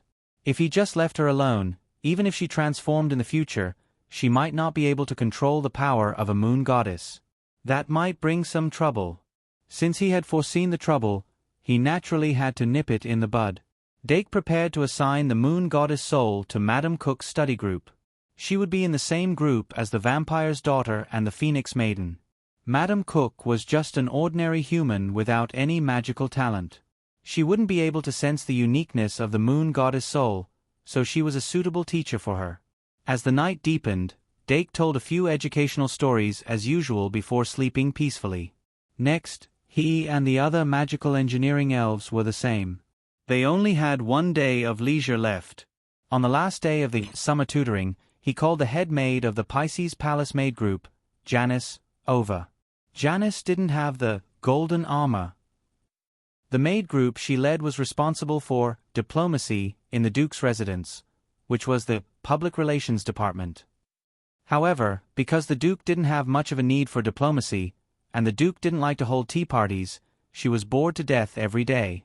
Janice was a standard red-haired beauty. She always tied her wine-red hair up high, revealing her snow-white slender neck. Her skin was white and smooth. It was naturally moisturized. Her bearing was very elegant, and her understanding of etiquette wasn't inferior to maid Vigor. She was also very familiar with beauty, makeup, perfume, jewelry, music, and so on. She was very proficient in anything that could increase a woman's charm. Unfortunately, in the Duke's residence, these skills were useless. Even if she dressed up every day, no one would appreciate it. Janice, who was called over by Dake, had a hint of laziness in her eyes. She looked at the young master's handsome side profile when he was reading seriously and thought that the young master might have reached the age of first awakening of love. She had trained hard for a long time, but never had the chance to use her inner skills. Maybe she could really use them. Janice. Dake's gaze moved away from the Journey Around the World book. Janice's flowery scent drifted into his nose along with the summer wind, making his heart itch. Good morning, young master. Janice bent over slightly, revealing her deep cleavage. Dake turned to look at her and happened to see her full white skin. His heart skipped a beat, but his face didn't change. Do you still have the fishing rod that the old butler used before? Janice, whose lips were already slightly curled up, froze for a moment. But she quickly came back to her senses and nodded. Yes. Okay. Dake nodded. Get ready, I'm going fishing. Fishing. A skill that didn't help increase a woman's charm at all. But, Pisces. Janice was proficient in it. It was her only hobby. Dake waited for her to leave before closing the book and standing up. This was the last day before the battle began. He was ready to experience the retirement life of his dreams in advance on smiley face, angle. Today's weather was good. There were dark clouds in the sky, but no raindrops. Without the scorching sun, the temperature was much more comfortable. Do you want to go fishing? No. The vampire's daughter picked up Galileo and swung it at Dake. Poor fat cat's face was filled with despair. Dake didn't force it. He only brought a few magic elves that were interested in fishing. Then he went out and called for Aurora, and they walked to the pond in the backyard. The pond in the backyard usually didn't have any fish. But when someone wanted to fish, fish would appear in it. That's right, this was the so-called Schrodinger's fish. When Dake came to the pond and sat down, he saw a few maids carrying buckets full of fish and pouring them into the pond. The aquatic beasts in the pond thought that today's dinner had been brought forward to the morning, and immediately pounced on it happily. But one of the maids glared at them, and a general aura hit them in the face, causing them to immediately stop. The aquatic beasts swallowed their saliva and looked at the fish swimming in the pond, making woo-woo sounds. But as the head maid with the fishing rod approached quickly, even the woo-woo sound stopped. All the aquatic beasts shrank to the corner of the pond and raised their front paws to show that they absolutely didn't steal the food. Young master, the fishing rod is here. Jenny put the fishing rod and the other tools beside Dake's feet, and then took off the bag with the other fishing rods from her back, taking one out and handing it to Aurora. Aurora was staring with wide eyes at those wacky aquatic beasts, and actually forgot to take it for a moment. Miss Aurora. Jenny looked at her stunned face and explained with a smile, "This is how we fish in the manor." Then she distributed the rest of the fishing rods to the eager magic elves, and very patiently taught them how to use it. The Dilu beast, Meow Meow, Lion beast, Chocho sea lion, Green-eyed dragon whelp, and Ivan all sat upright by the pond and started fishing. Although the other magic elves had also come, they had no intention of trying. They all surrounded Dake and looked at him curiously. Dake smiled and fished by the pond for the entire morning. If it was in the past, he would probably have left after 3 minutes. But now, looking at the calm water surface, his state of mind seemed to have calmed down, and the occasional trace of impatience quickly dissipated. Only when a raindrop fell into the pond did Dake slowly retract his fishing rod. It's going to rain. Naturally, he wasn't the raincoat rider fishing in the rain. Before he left, he tossed the fish back into the pond. The magic elves followed suit, and only Meow Meow hugged the small bucket and didn't care. Dake smiled and patted its head, saying, "Bring it back, and let Sister Olga make an all-fish feast for you." Meow. Meow Meow immediately beamed with joy. So tonight's dinner was mainly fish. After they left, there was a sudden explosion of thunder, and heavy rain poured down. Dake played magic chess with Aurora in the manor for the entire afternoon, and the day passed just like that. At night, he drew the last drop of Great Sin for the month, and then opened the system interface to check. On the 8th, 9th, and 10th, he drew Pride twice and Bliss once. Pride and Bliss, which had just poked their heads out, returned to 90 points. And the great sins that Dake saved were Frowny Face Pride, 17, Bliss, 1, 5, Greed, 9, 5. After careful consideration, Dake took out the elf egg from the birthday gift. 2 in 1 4,000 plus. There was a thunder just now, and the computer directly went black. I was scared to death. Luckily it was just a power outage. I'm tired, let's continue tomorrow, good night.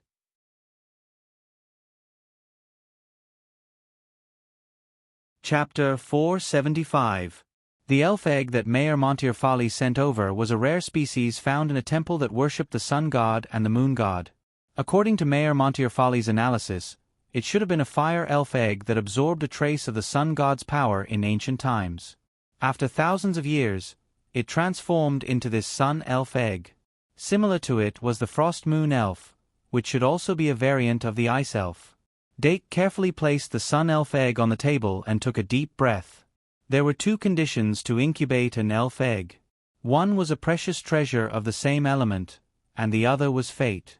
Dake originally had a gem that sealed the blood of a fire-type demon. Unfortunately, this sun elf egg had the sun attribute, so it didn't seem to fit. Therefore, he naturally thought of Pride, which was perfectly compatible with the sun attribute. Now, Pride had a total of 17 points. If he added another 13 points, he would be able to start refining Pride. Even though he still had no idea how to refine Pride, he had to save them up first. Although that was the case, Pride was still far away. Even if he used some of it, it wouldn't be a big deal. But for now, if Dake wanted to activate this elf egg, he didn't need to use 17 points of Pride. He still had 3 stalks of the Fruit of Pride in his hand. Remember the URL. Vipcanshu. VIP. The 3 stems of the Fruit of Pride could be mixed and squeezed into juice, which could be used together. Dake took out the 3 stems of the Pride fruit from the sealed bag one by one. Then, he picked out the stem that still had a little bit of madness in it. He cut the other 2 into small pieces and put them into a small bowl. Hoo-hoo, come here. After he was done, Dake called Hoo-hoo over. Even though the stem wasn't the fruit, if he didn't want extra effects and just wanted to make juice, he could ask Hoo-hoo to do it. Bzzz. Hoo-hoo happily let Dake put the stems into its hole, and juice quickly flowed out. Dake collected the juice into a small beaker. After thinking for a bit, he put the sun elf egg into the beaker filled with juice. Now, it's up to it to see if it'll do me the honor. Dake squinted and carefully observed the sun elf egg's reaction. After a while, the sun elf egg suddenly moved, and the juice in the beaker began to decrease at a speed visible to the naked eye. Dirk was immediately overjoyed. Looks like the juice suits its taste. Not long after, the beaker reached the bottom, and the juice with a bit of fiber was. The inside of the sun elf egg was glowing, as if it was expressing some kind of joy. But Doc held his chin and looked at it for a long time, only to find that there was no other movement. Is the juice not enough juice? After all, the stalks of the fruit of pride, were only remnants. Even if there were 2 stalks, it wouldn't be a lot. But the remaining 1 stalk, 1 lion beast, was enough. Doc didn't want another uncertain factor. Should I use a bit of pride to see? After thinking for a while, Dake finally picked up the demon brain pipette, inserted the tip of his mouth into the thin film of the thinking bottle, and accurately drew out 1 drop. Then, he squeezed the demon brain pipette's demon brain in the beaker. Screech, with a sharp cry, the demon brain pipette spat out that drop of pride. As the pride with a higher purity dripped down, the elf egg actually jumped up and caught it on its own accord.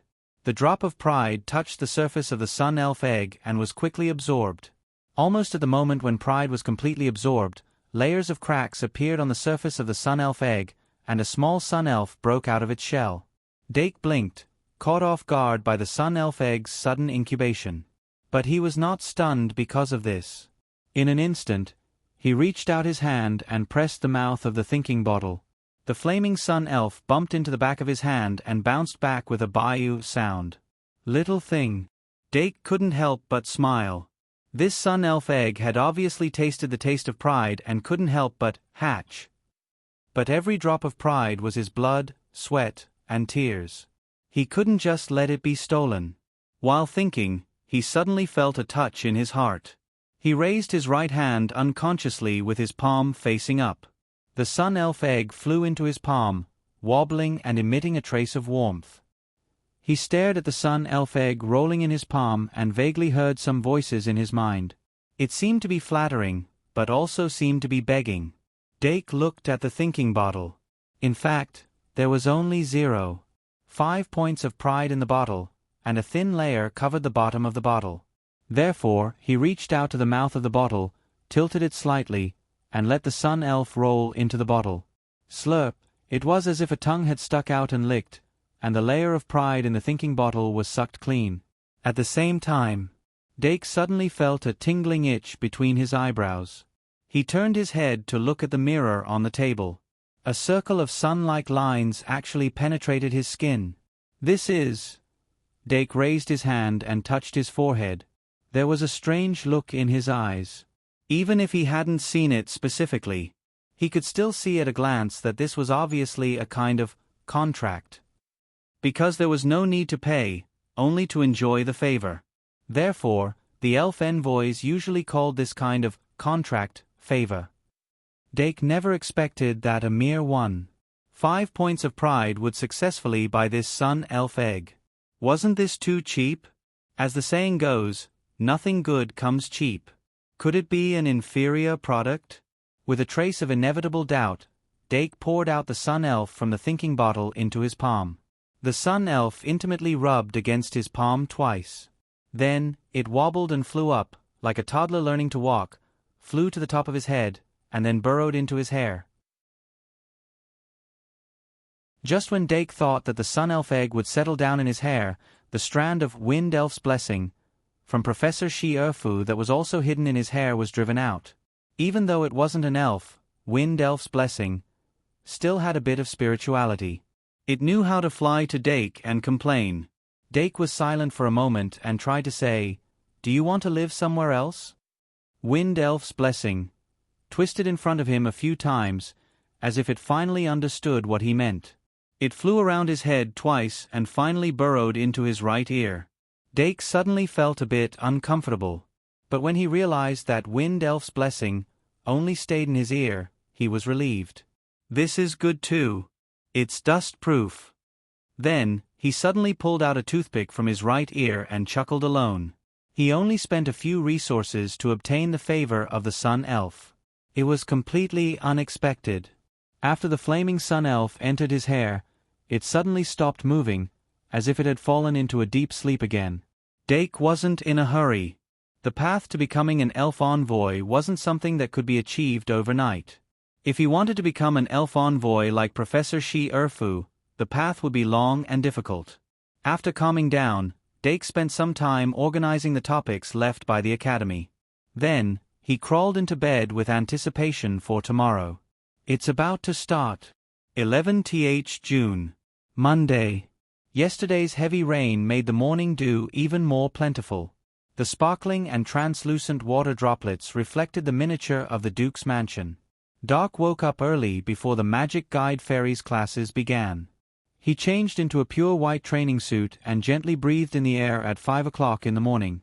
He slowly recalled the feeling of going to school and then pushed open the door. When he arrived in front of Aurora's door, she just happened to be leaving. The girl in pink training suit had her hair tied into a ponytail. There was a faint blush on her face. She had a special aura. "Good morning."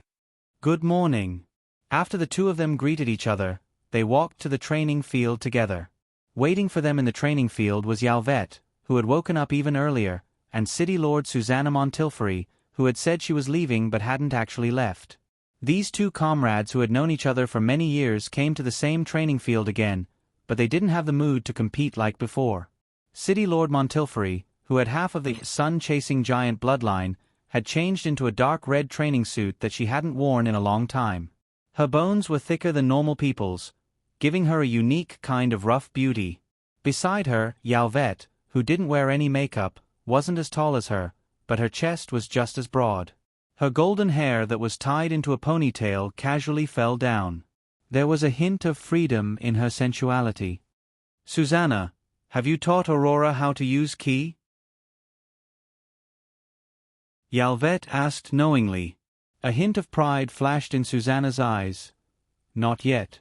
She was born with 9 chakras. Apart from the crown chakra, glabella chakra, throat chakra, heart chakra, umbilical chakra, sea chakra, and Brahma chakra, there was also the sun chakra and the moon chakra. Moreover, she was born with 6 chakras. Even in the giant tribe, she's a 1 in 10,000 talent. I originally planned to wait until she was 14, when her body was close to maturity before teaching her how to use ki. If I teach her now, I'm worried that she might accidentally open all 9 chakras, which would affect her development. As expected of cousins, Yalvet said with some envy.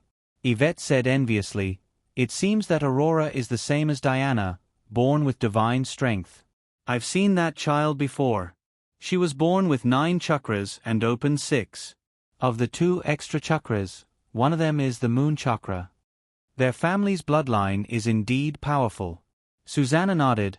"I think Anna's last chakra should be the bear chakra that she inherited from the Garrett Bayer family." "That should be the case," Yalvet said. Susanna asked curiously, "Then what about your kid? Does he have any talent in this area?" Yalvet couldn't help but say regretfully, "He's average." "That shouldn't be the case." Susanna's face revealed a trace of doubt. "He's your child." Yalvet shook her head slightly. "I only had this talent after awakening the divine bloodline and becoming a saint.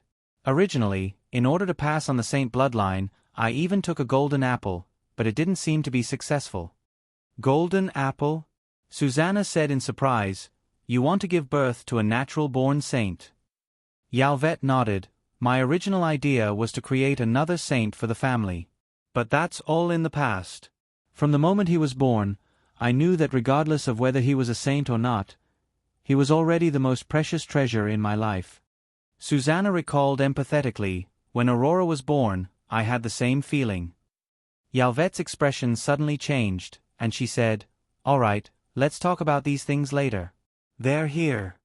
After Dake stepped into the indoor practice field, he saw Yalvet and Susanna standing together. He couldn't help but smile and quicken his pace.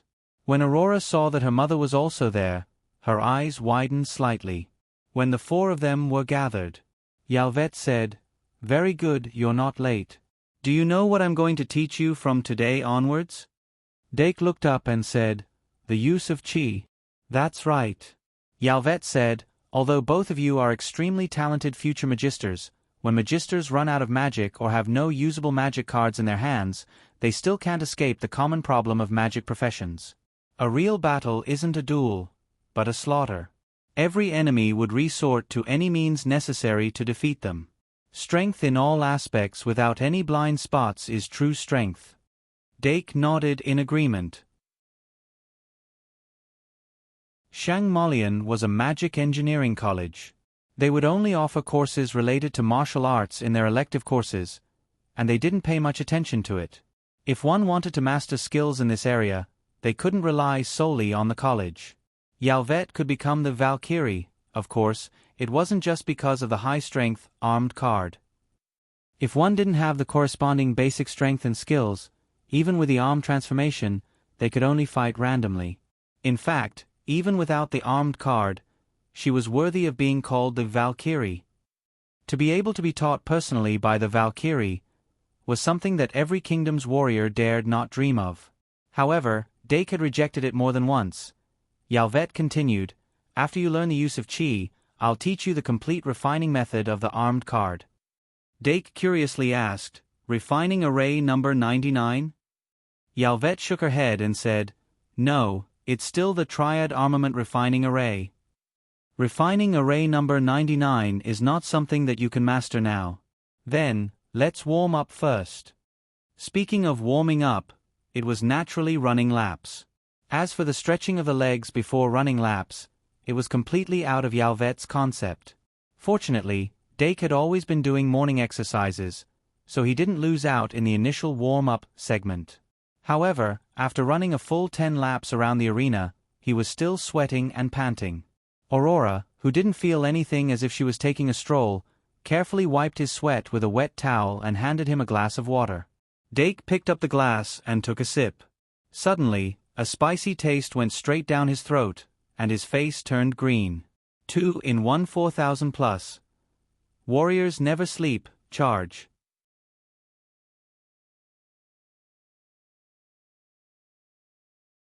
Chapter 476. Is this Komodo grass potion really effective? Doc couldn't help but ask after he finished the glass of water. It should work, right? Aurora said uncertainly. After all, she had never drunk it before and had never needed to drink it. Of course it works. Suna walked over and said, "The Komodo potion can effectively increase one's physical strength, but it needs to be consumed after one's physical strength is exhausted in order to maximize its effects. Most people who consume it for a month will gain physical strength that takes 3 years of high-intensity training. Of course, there is a limit to physical strength growth. Everyone's talent was different, and so were their limits. The Komodo potion can't help you break through your limits." Dake's face turned green. "So, I have to consume it for at least a month?" Suna teased. "What, you don't want to do it? This is something that can't be bought with money." "No," Dake said. "I'm thinking if I can improve its taste." "Actually, that's not difficult." Suna blinked and said, "But you have to go through hardships to rise above others.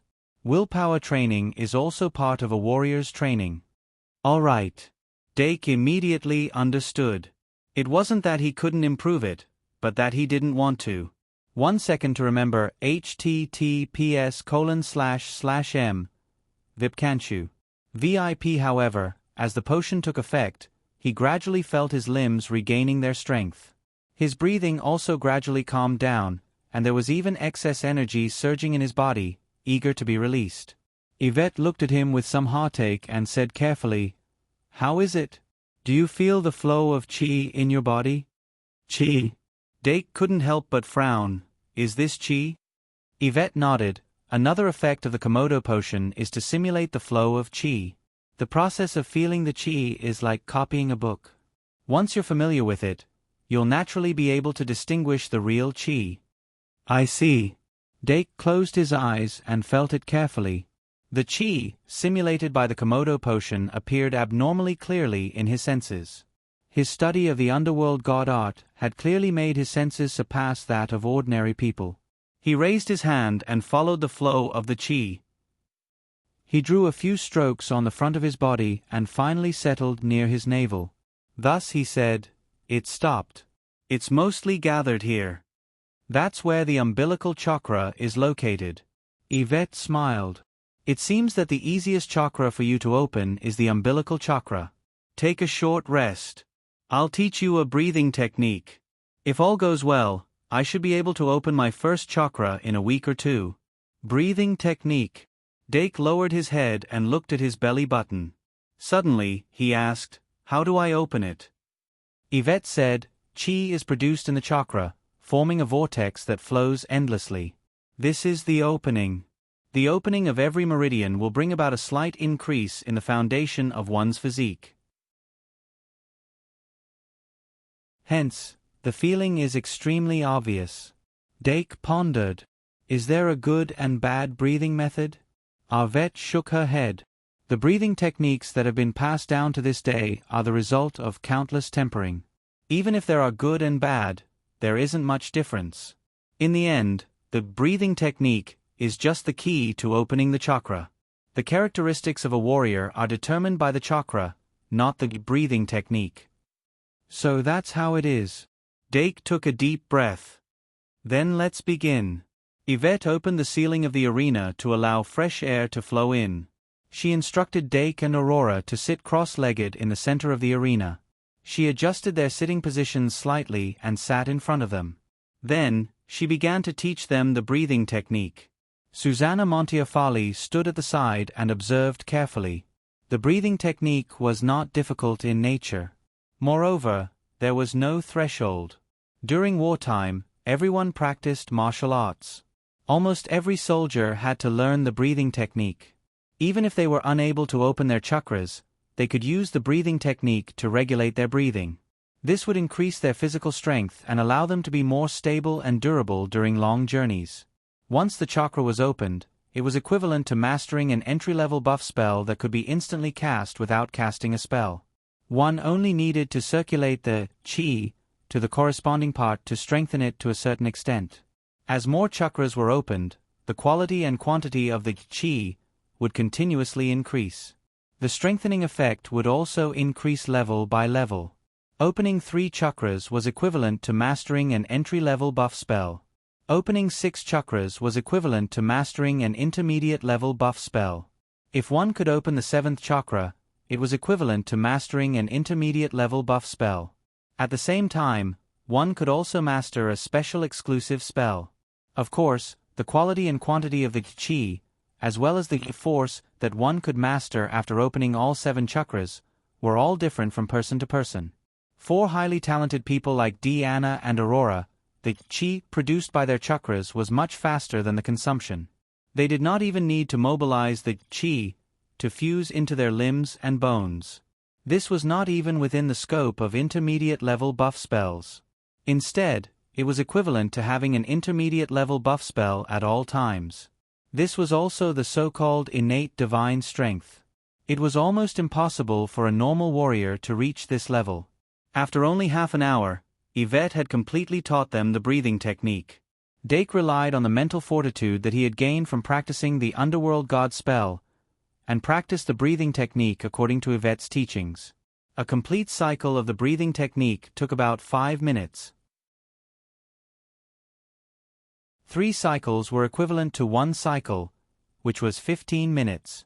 Other than the sluggishness in the beginning, Dake gradually became more proficient. After 15 minutes, he successfully completed a cycle of breathing and inhaling. Then, he clearly felt a wave of heat converging near his abdomen and navel. He suddenly opened his eyes and was about to speak when Yvette immediately pressed the space between his eyebrows. "Don't be discouraged. Continue with 2 more cycles." Dake immediately calmed down and continued to practice the breathing technique. Seeing that he had closed his eyes again, Yvette slightly retracted her fingers and looked at Susanna Montefiore with a serious expression. Both of their eyes were filled with slight surprise. This was because Dake's navel showed signs of opening after only 1 cycle. Although he was not as talented as Diana and Aurora, his talent was obviously not something that could be described as average. Aurora, who was sitting beside Dake, also opened her eyes at this time and looked curiously at Dake's side profile. Her skin emitted a halo of light, which was a sign that her meridians were unobstructed. It could be seen that she had just learned the breathing technique and had already connected all 6 chakras in her body, allowing her to circulate them freely. Thus, she did not continue and only secretly sized up Dake. Another half an hour later, Dake completed the 3rd cycle without any obstruction. The heat emitted from his navel finally reached a threshold and erupted without any hindrance. In an instant, the heat flowed around his body and caused his physique to improve. Shockingly, an invisible vortex had formed at his navel. It's open just like that? Dake opened his eyes and slowly adapted to the changes in his body. Because it was too easy, he didn't even feel anything. Congratulations, you've already taken the first step on the path of a warrior. City Lord Montefiore revealed a look of admiration. Yvette was still thinking, it's strange. Talent is something that should be determined at birth. Under normal circumstances, your talent should only be able to open all 7 chakras. But now, your talent has clearly increased greatly. Talent increased? After hearing this, Dake's pupils couldn't help but shrink as he thought, it can't be because of the initial awakening of the demon god bloodline, right? His demon god bloodline had already begun to awaken because of the memories from his previous life. It was just that the awakening process had remained at 0%, so there were no signs of his bloodline being exposed.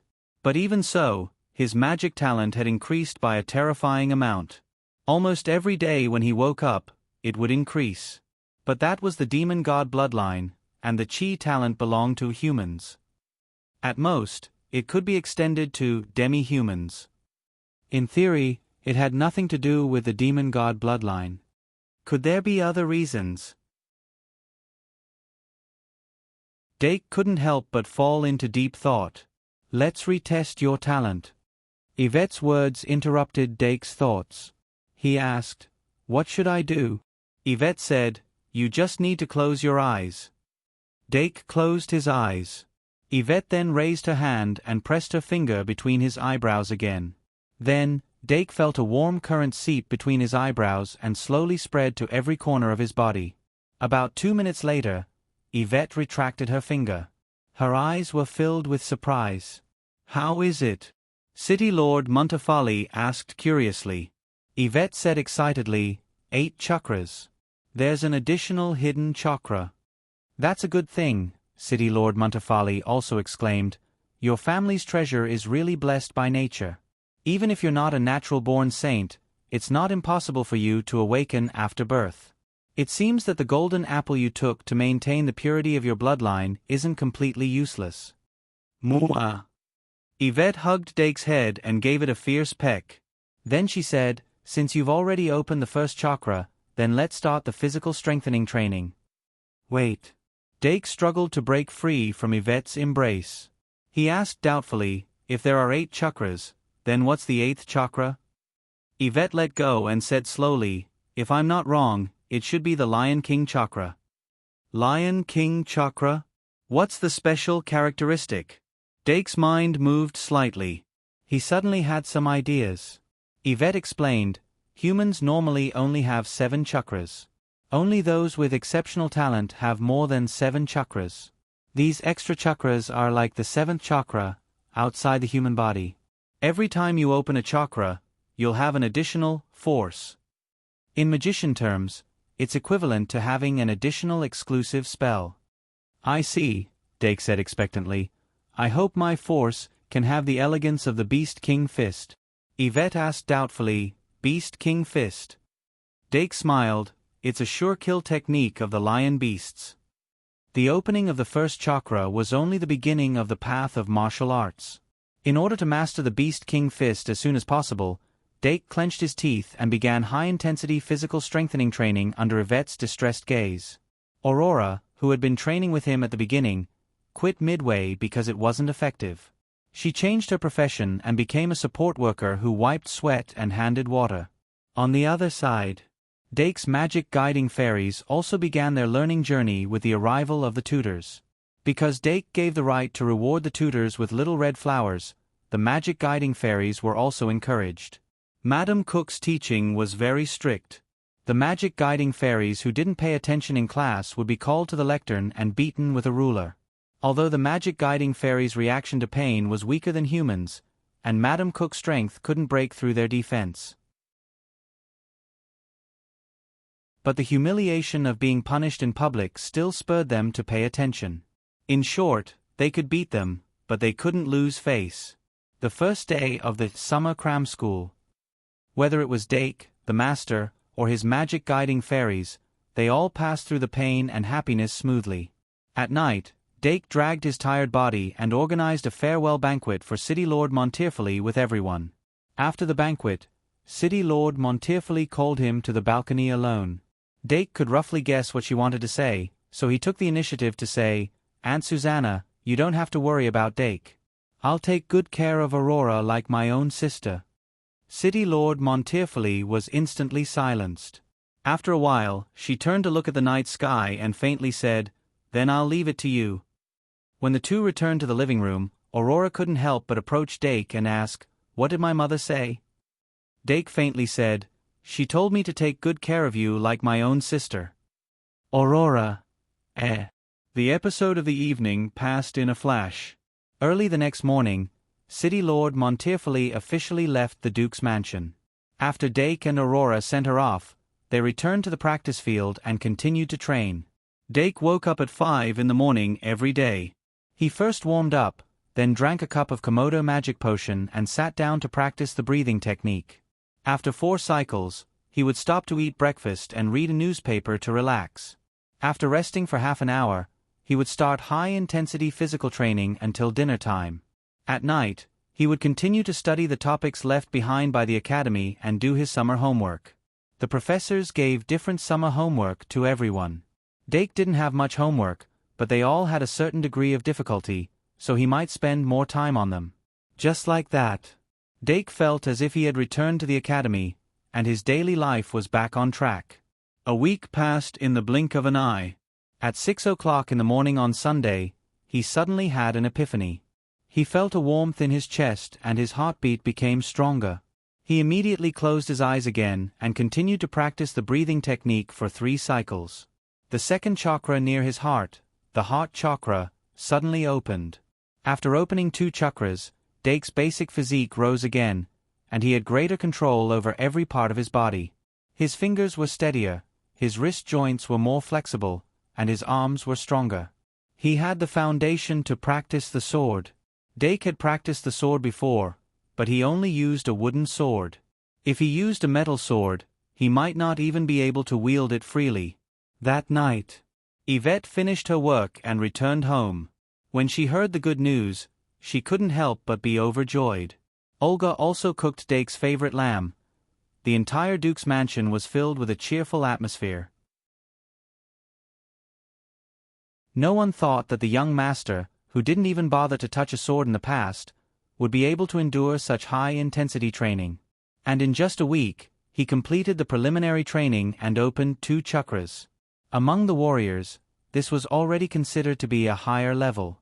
If he mastered the corresponding level of martial arts, he would be welcomed by the various guilds even if he applied for adventurers. The next day, Monday, Yvette asked for leave again and began to teach Dake basic sword skills. Aurora, who had been in the logistics department for a week, finally had something to learn. She began to practice swinging the sword with Dake. When the 2 of them were on the same level, the difference in talent was reflected. Even though Dake's talent wasn't weak, he still couldn't compare to her. Therefore, in the following time, he truly experienced the difference between an excellent student and an inferior student. This long-lost feeling of lagging behind others gave him even more motivation. On Wednesday, Silver Wolf Night, Camilla also joined in with her study group.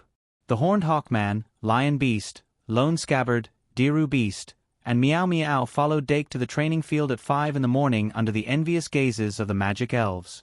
After Camilla received Yvette's approval, she also came to the Duke's mansion early in the morning and replaced the busy Yvette as Dake and Aurora's swordsmanship teacher. As the training field became more and more lively, the learning atmosphere also became more and more intense. Dake gradually realized that even with the addition of the magic elves, he was still the worst one. But losing to his own babies was embarrassing? Of course it was embarrassing. Therefore, Dake became more and more determined. At the end of the month, which was about to end in June, he turned his grief and anger into strength. In less than 2 weeks, he made another breakthrough. The opening of the 3rd chakra, the ocean chakra, made his energy more vigorous and his eyebrows more handsome. His appearance, which was originally gentler due to his age, now had more of a heroic spirit. At the same time, his swordsmanship finally reached the entry level and he could wield the sword properly. But that was the end of his comfortable period. Starting from the 4th chakra, the difficulty of opening it increased exponentially. According to Camilla, even with his talent, it would be very good if he could successfully open the fourth chakra during this summer vacation. Dake asked Yvette during dinner and received a similar answer. He temporarily let go of the idea of cultivating to the peak. After dinner, Yvette supported her chin and said, "Originally, I planned to teach you the complete method of triad armament refining after you open the first chakra. But seeing that you opened the first chakra so quickly, I couldn't help but look forward to the second chakra."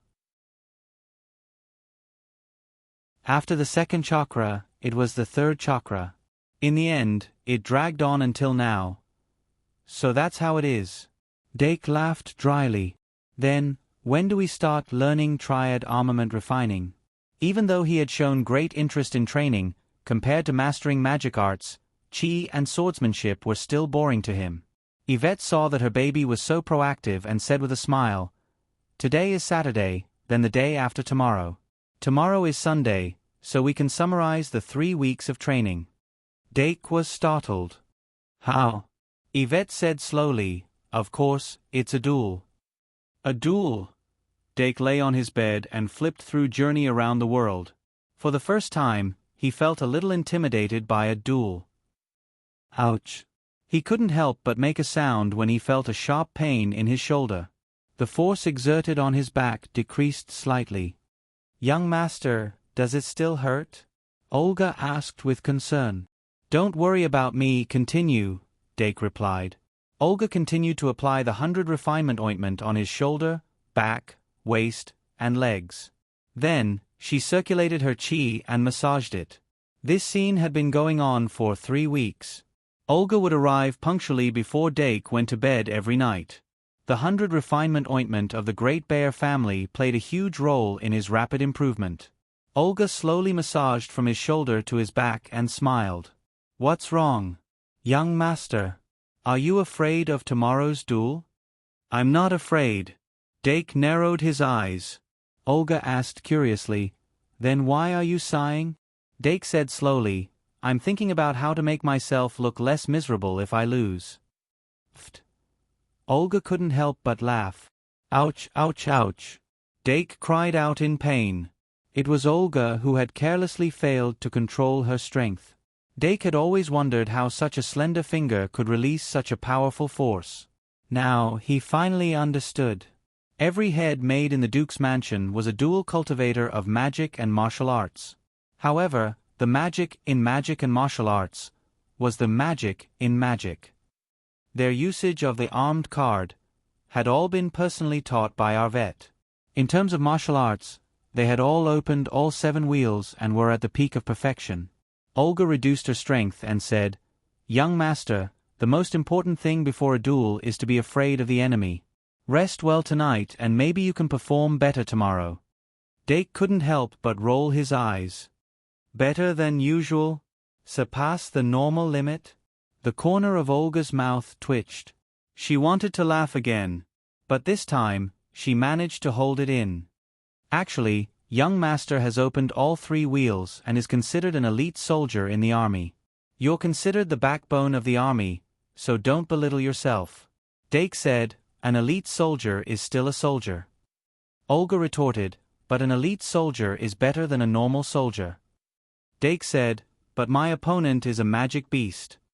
"How can you describe Miss Aurora like that?" Olga continued to press down. "And the other opponents are also your magic elves." Dake saw that she still didn't know, so he couldn't help but sigh. "If it's just Aurora and the lion beast, it'll be fine. But there will be a special guest tomorrow." Olga curiously asked, "Who?" Dake looked hopeless. "Deanna." I can go play with Dake tomorrow?" In the Great Bear Mansion, Silver Wolf Night, Camilla's bedroom. Deanna was lying beside her mother with her 2 little legs propped up and her mouth pouted. Camilla had successfully sneaked into the Duke's mansion, but until now, she had never taken her to play. Viscount Great Bear was even worse. He dragged her to practice every day and didn't find it annoying at all. She was a magus, not a warrior.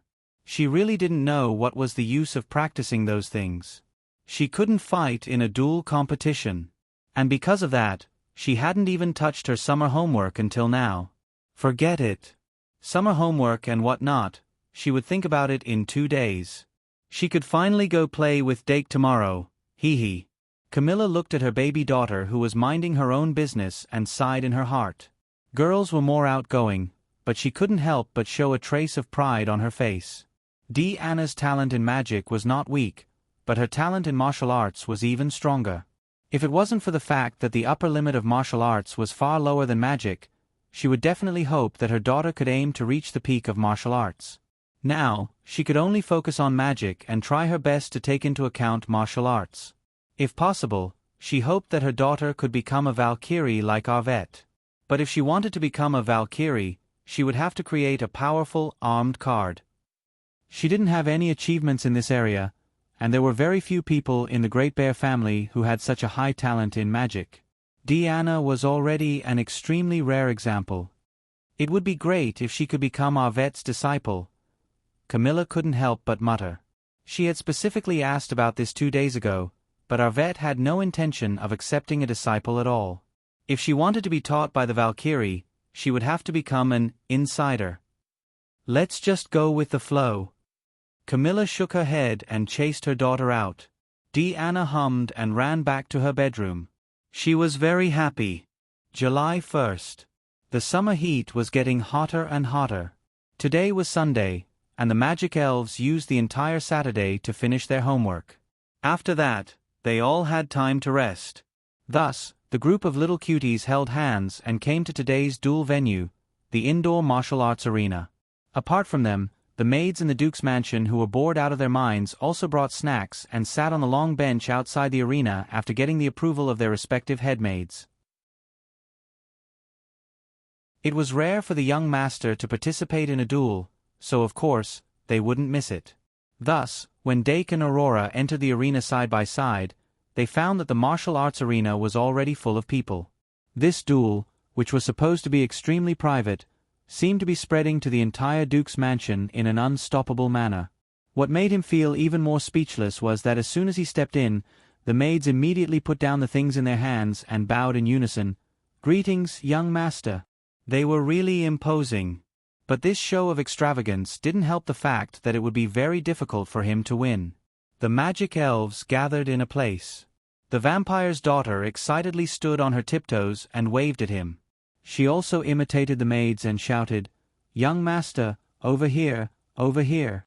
Dake felt awkward when he heard it.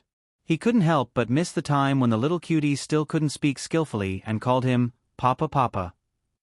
Ever since she mastered the standard speech under Madam Cook's guidance, she never called him Papa again. Sigh. Dake sighed deeply. He felt like an old father watching his daughter grow increasingly distant. But he didn't stop and soon arrived in front of the magic elves. "Where are the Dilu beast and the others?" Dake glanced and asked. The vampire's daughter squeezed in between him and Aurora. She grabbed his arm and said, "Sister Dilu beast and the others are with teacher Camilla."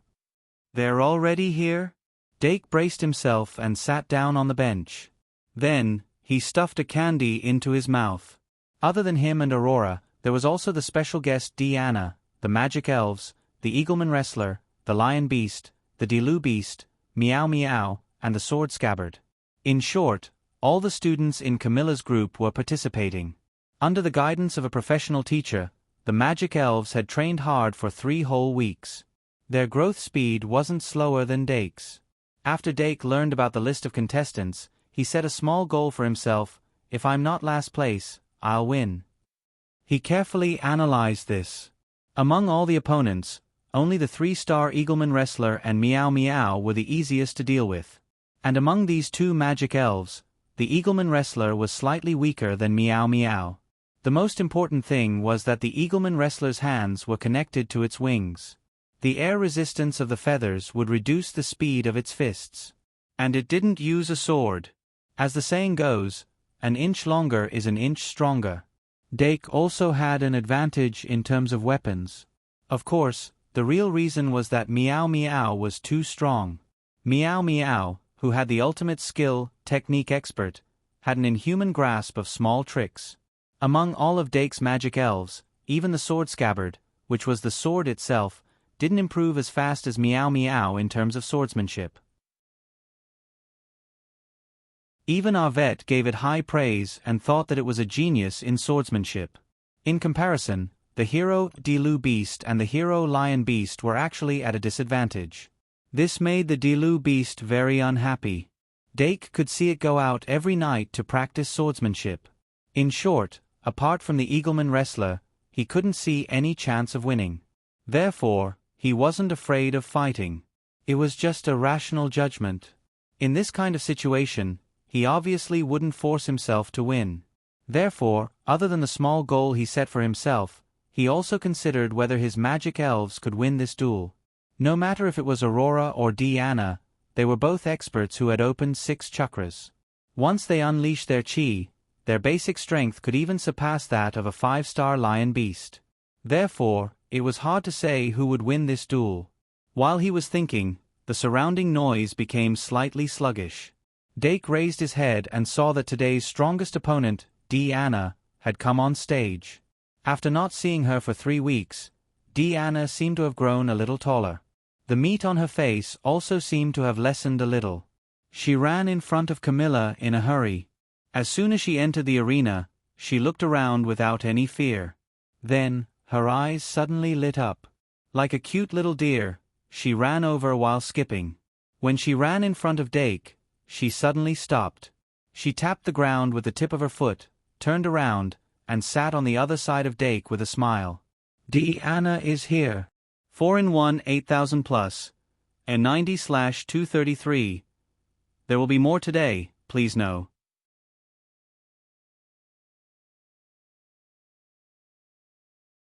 Chapter 477. What candy are you eating? Dake turned his head and sniffed. Diana took out a piece of candy wrapped in brown candy paper from her pocket and waved it in front of Dake. Plum candy. Then she unwrapped the candy paper and stuffed it into Dake's mouth. Dake opened his mouth slightly and bit the candy. A trace of sweetness and sourness flowed into his mouth, and there was even a trace of coldness, which made the heat dissipate a little. How is it? Bear Candy House's heart-piercing plum candy. Do you feel a trace of coldness? Diana came over and asked. Dake tasted it carefully and said, Is it peppermint? Diana shook her head and said, No, it's ice heartgrass. Its coldness can last for a long time, and it prevents the heat. Dake felt it again and said in surprise, It's true. Right. Diana said proudly, I like it. While the two were talking, the vampire's daughter sitting on the right side of Dake stared at Diana's pocket the whole time. Website. https://m. Vipkanchu. Diana glanced at it, then took out another piece of heart-piercing plum candy from her pocket and stuffed it into the vampire's daughter's palm. The vampire's daughter closed her fingers, but raised her other hand. Diana was stunned, then took out another piece of heart-piercing plum candy and stuffed it into the vampire's daughter's palm again. Thank you, sister. The vampire's daughter beamed with joy. Then, she handed one of the heart-piercing plum candies to her little sister. The Phoenix girl took the candy with a cold face and stuffed it into her mouth. While Diana was looking at them, Aurora, who was sitting on the right side of the vampire's daughter, poked her head out and whispered, Sister Diana, do you still remember me? Of course, cousin. Diana immediately grabbed another handful of candy and stuffed it into Aurora's hand. She moved from Dake's left side to his right side. She was almost lying on Dake's body, but she didn't care at all. Aurora helplessly caught the handful of candies. Thinking that Diana had only given the vampire daughter 2 candies, she suddenly felt warm in her heart. Then she said gratefully, Thank you, sister. Diana sat up straight again. She straightened her back and patted her bulging chest, acting like a good sister. After all, I am a sister. It felt so good to have a younger sister. In the past, she had always been the one being taken care of. Now that she finally had someone to take care of, there was no need to mention how comfortable she felt. Aurora did not know what Diana was thinking. She just felt that her cousin was a good person and someone she could rely on. In this place where she had left her home, not only did she have Aunt Camilla by her side, she also had a cute cousin whom she could rely on. This greatly diluted the fear hidden deep in her heart. While they were getting along well, Camilla and her team members stopped at the door and waited for Arvette and Claire to come over. In this way, everyone who should be here was here. Arvette had never been a strict master, so the atmosphere in the Duke's mansion was not as serious as in other noble mansions. She had also tacitly agreed to the maids coming to watch the battle. However, as a duke, it was not suitable for her to host the competition, so she handed it over to Claire. Claire grabbed Galileo by the neck and threw the fat cat whose limbs were hanging down in front of her. Then she walked up to the stage. Then she took out a pre-drawn schedule from her bag and pasted it on the wall. The words on the schedule were very large. If you focus a little, you could see it clearly. Dake glanced at it and said helplessly, "I thought that today's duel would be random. It seems that I was too naive." Why is my name there?" Diana was the only one who was dumbfounded after looking at the competition schedule. It was obvious that Camilla did not tell her that she was going to participate. Dake explained helplessly, and Camilla said that she wanted to check the results of your month of training. "Speaking of which, you also learned Qi?" Yes. Diana nodded, "but it's the same as not learning it. It doesn't feel any different." Dake could not help but roll his eyes and look at the schedule again. There were a total of 8 contestants participating in today's duel. The competition used the simplest single elimination system. The winner would advance and the loser would leave. The final champion would receive a mysterious reward. As for the schedule, it had already been drawn up. The order of the battles was Dake vs. Horned Eagle Man Diana vs. Meow Meow Dilu Beast vs. Lion Beast Aurora vs. Scabbard. It was obvious that Arvette and Claire had a clear understanding of Dake's strength. Thus, they very kindly chose the only opponent that he could defeat. In other words, if he lost, it would be his own problem. But if he was lucky enough to win, even if Meow Meow was proficient in swordsmanship, it might not be Diana's opponent. Not to mention, it was only learning small skills very quickly. It could only be considered to have grasped the basics. Thus, if Dake was lucky enough to win, there was a high chance that he would have to face Diana. "There's no chance of winning." Dake could not help but frown. He had actually been thinking about this problem last night, but in the end, he still did not have an answer. In a situation where one could only use martial arts, there was no way he could defeat Diana. Hatcha! Suddenly, the Horned Eagle Man's extremely excited voice came from the opposite side. Dake turned his head and met the Eagle Man's eyes that were filled with fighting spirit. He could not help but feel refreshed. That's right. I might not even be able to win a duel with the Horned Eagle Man. Let's do our best. Thinking this, Dake patted the hilt of his sword at the Horned Eagle Man's waist, a provocative look in his eyes. It was probably the only time in the world that someone would look at their own Magister Fairy with such a provocative look. "My opponent is Meow Meow." Diana stared at Meow Meow with her eyes wide open. She was not thinking about the battle, but how to capture it. As for Aurora, her expression was slightly more serious. She had practiced with the scabbard for so long, so of course she knew how powerful it was. It was an opponent that could not be underestimated. As for the Diru Beast and the Lion Beast, they just looked at each other, then turned their heads and held onto their respective sword hilts. Although the Lion Beast had the ancestral demon sword, Lion King Pill, he still used a practice sword without a sharpened edge. He was at the same starting point as the rest of the contestants. The basic attributes of the Diru Beast and the Lion Beast were very similar. This time, the winner and loser would depend on who had better control of the sword. Seeing that the contestants below the stage were already bursting with fighting spirit, Claire gently flipped her long hair and smiled. "Everyone is clear about the rules. I will remind you one more time. You can't use weapons other than the practice sword. You can't use magic, you can't use magic cards, and you can't use ultimate skills. This duel is purely a contest of strength and skill. There is no life and death, only victory and defeat." Then, the contestants of the first group, Dake and the Hawkman wrestler, will be the first to come on stage. Before she finished speaking, Claire had already taken the lead to clap. As the audience, the maids immediately responded to the call. Their applause gradually boiled and flew out from the open ceiling. Dake stood up from his seat and walked to the middle of the field. After listening to Camilla's instructions, the Hawkman wrestler also stepped onto the field. As a magus, Dake and the Hawkman wrestler, who was a magic fairy, were about to start the duel, as the opening song. Hawkman wrestler, please advise. Hatcha. After the man and the fairy saluted, they both retreated, leaving a distance of about 10 meters between them. Dake had already pulled out his practice sword. His feet were slightly open, and his sword was in the air. His posture was very stable. Perhaps it was talent, or perhaps it was hard work. In short, he didn't slack off in learning the basics of swordsmanship. At this moment, he already had the appearance of a swordsman. He carefully felt the operation of the 3 chakras in his body and gradually expelled all distracting thoughts. He fully focused on the duel in front of him. It was as if he was on the stage of a magic duel. The moment the countdown started, there was only the duel in his heart. Opposite him, the Hawkman wrestler also put on a stance. However, he didn't have any weapons in his hands.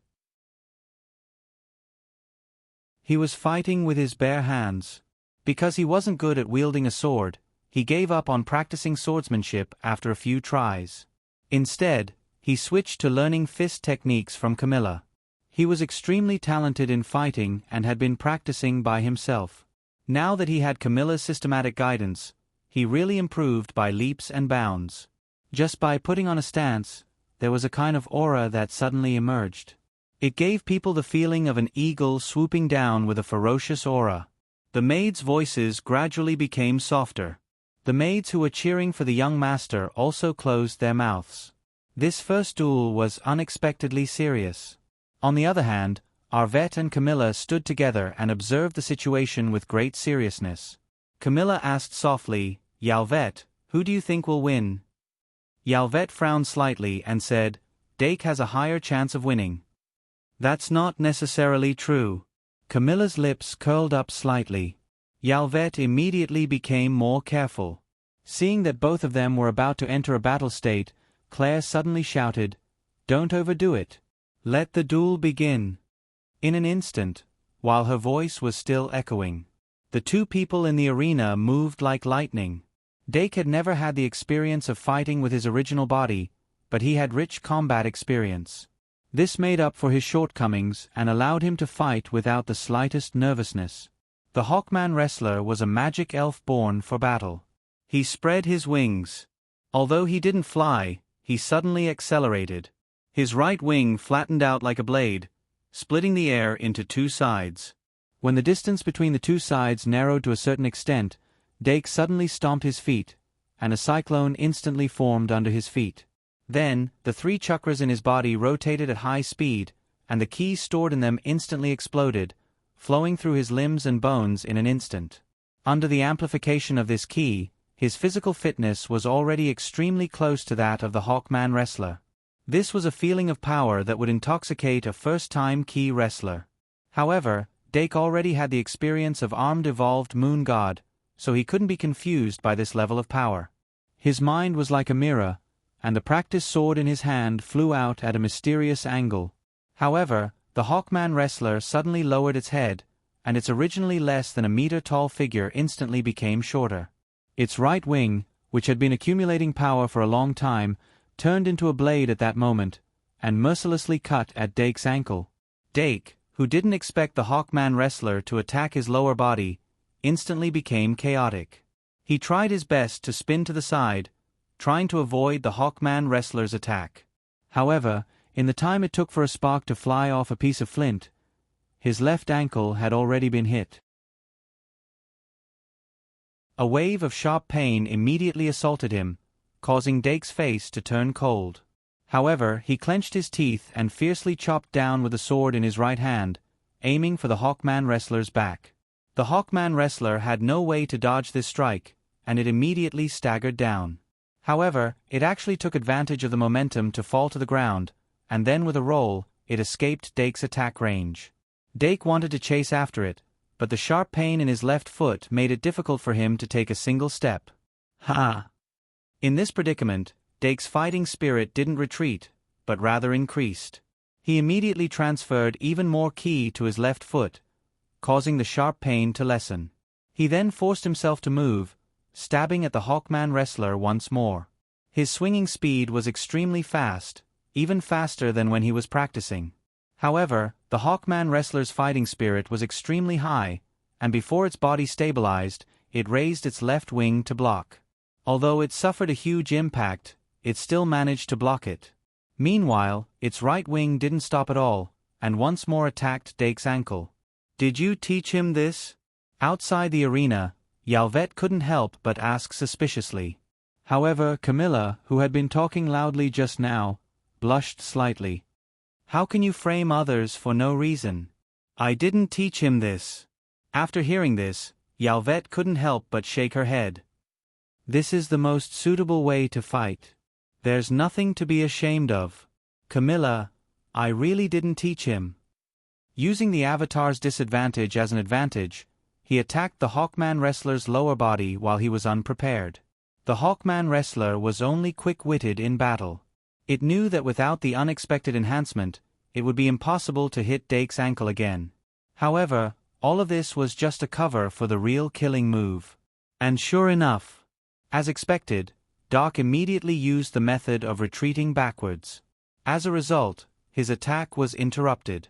The Hawkman wrestler's eyes flashed, and he suddenly exerted force with his feet on the ground.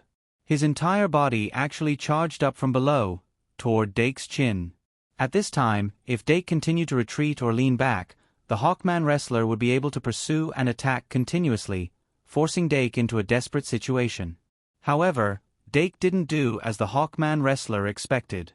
He didn't even dodge. After retracting the long sword in his right hand, he suddenly raised it high, held the hilt with both hands, and slashed down like lightning. This slash didn't have the slightest bit of sloppiness. However, this slash was like hitting cotton wool. The Hawkman wrestler had used its two wings to block the top of its head at this critical moment, barely protecting its vitals. However, its body that was in midair was still struck down, and it fell heavily to the ground. Dake Dimming, who had completely overcome his fear during the battle, waved his sword with a cold gaze, and pointed at the Hawkman wrestler's throat. The Hawkman wrestler lowered its hand, thoroughly convinced. The outcome had been decided. 2 in 1 4,000 plus. A 92/233. Give me the money, good night. You're tuning in to the Narrate and Escape YouTube channel.